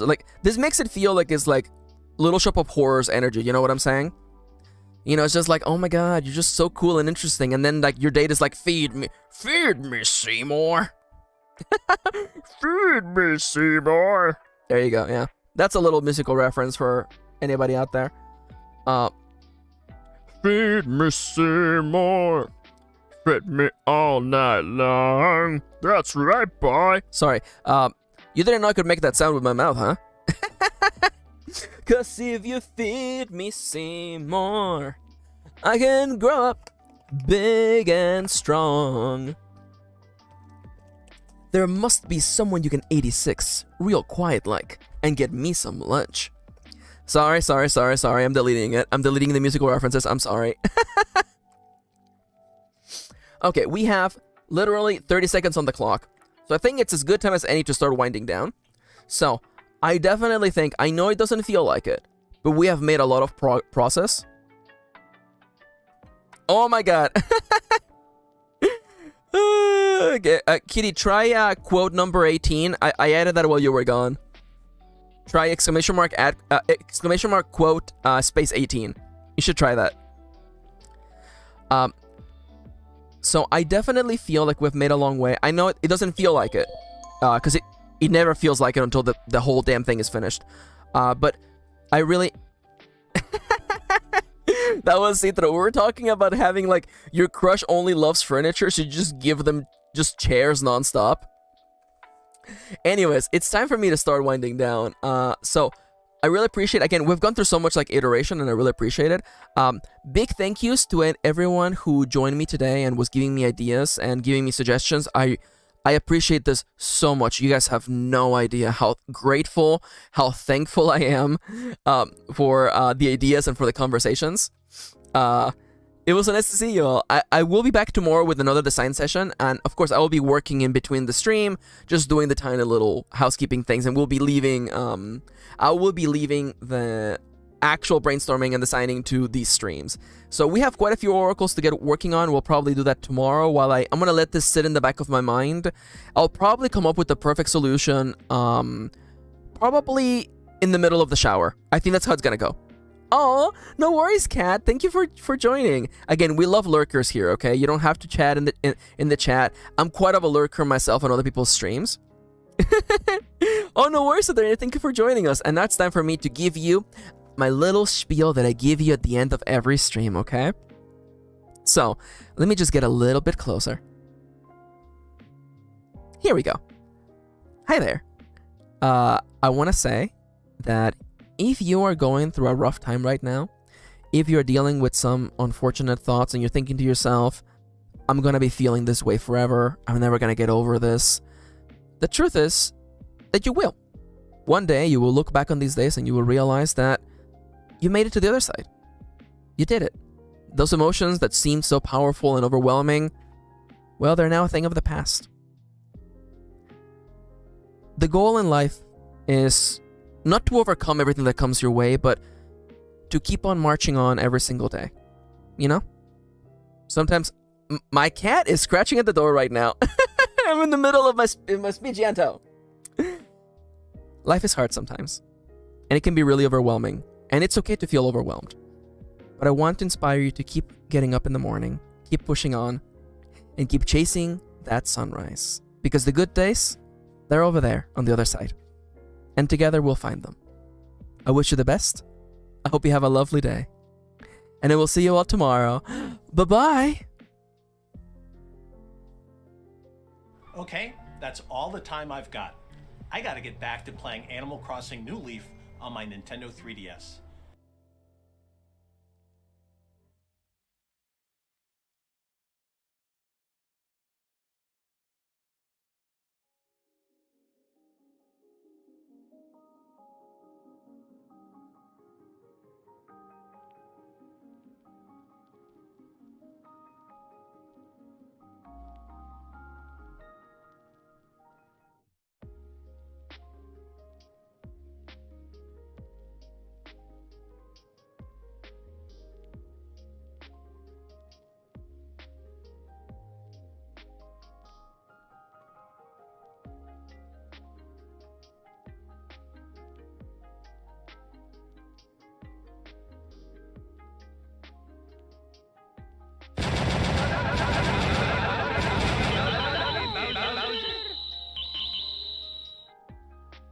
Okay, that's all the time I've got. I gotta get back to playing Animal Crossing New Leaf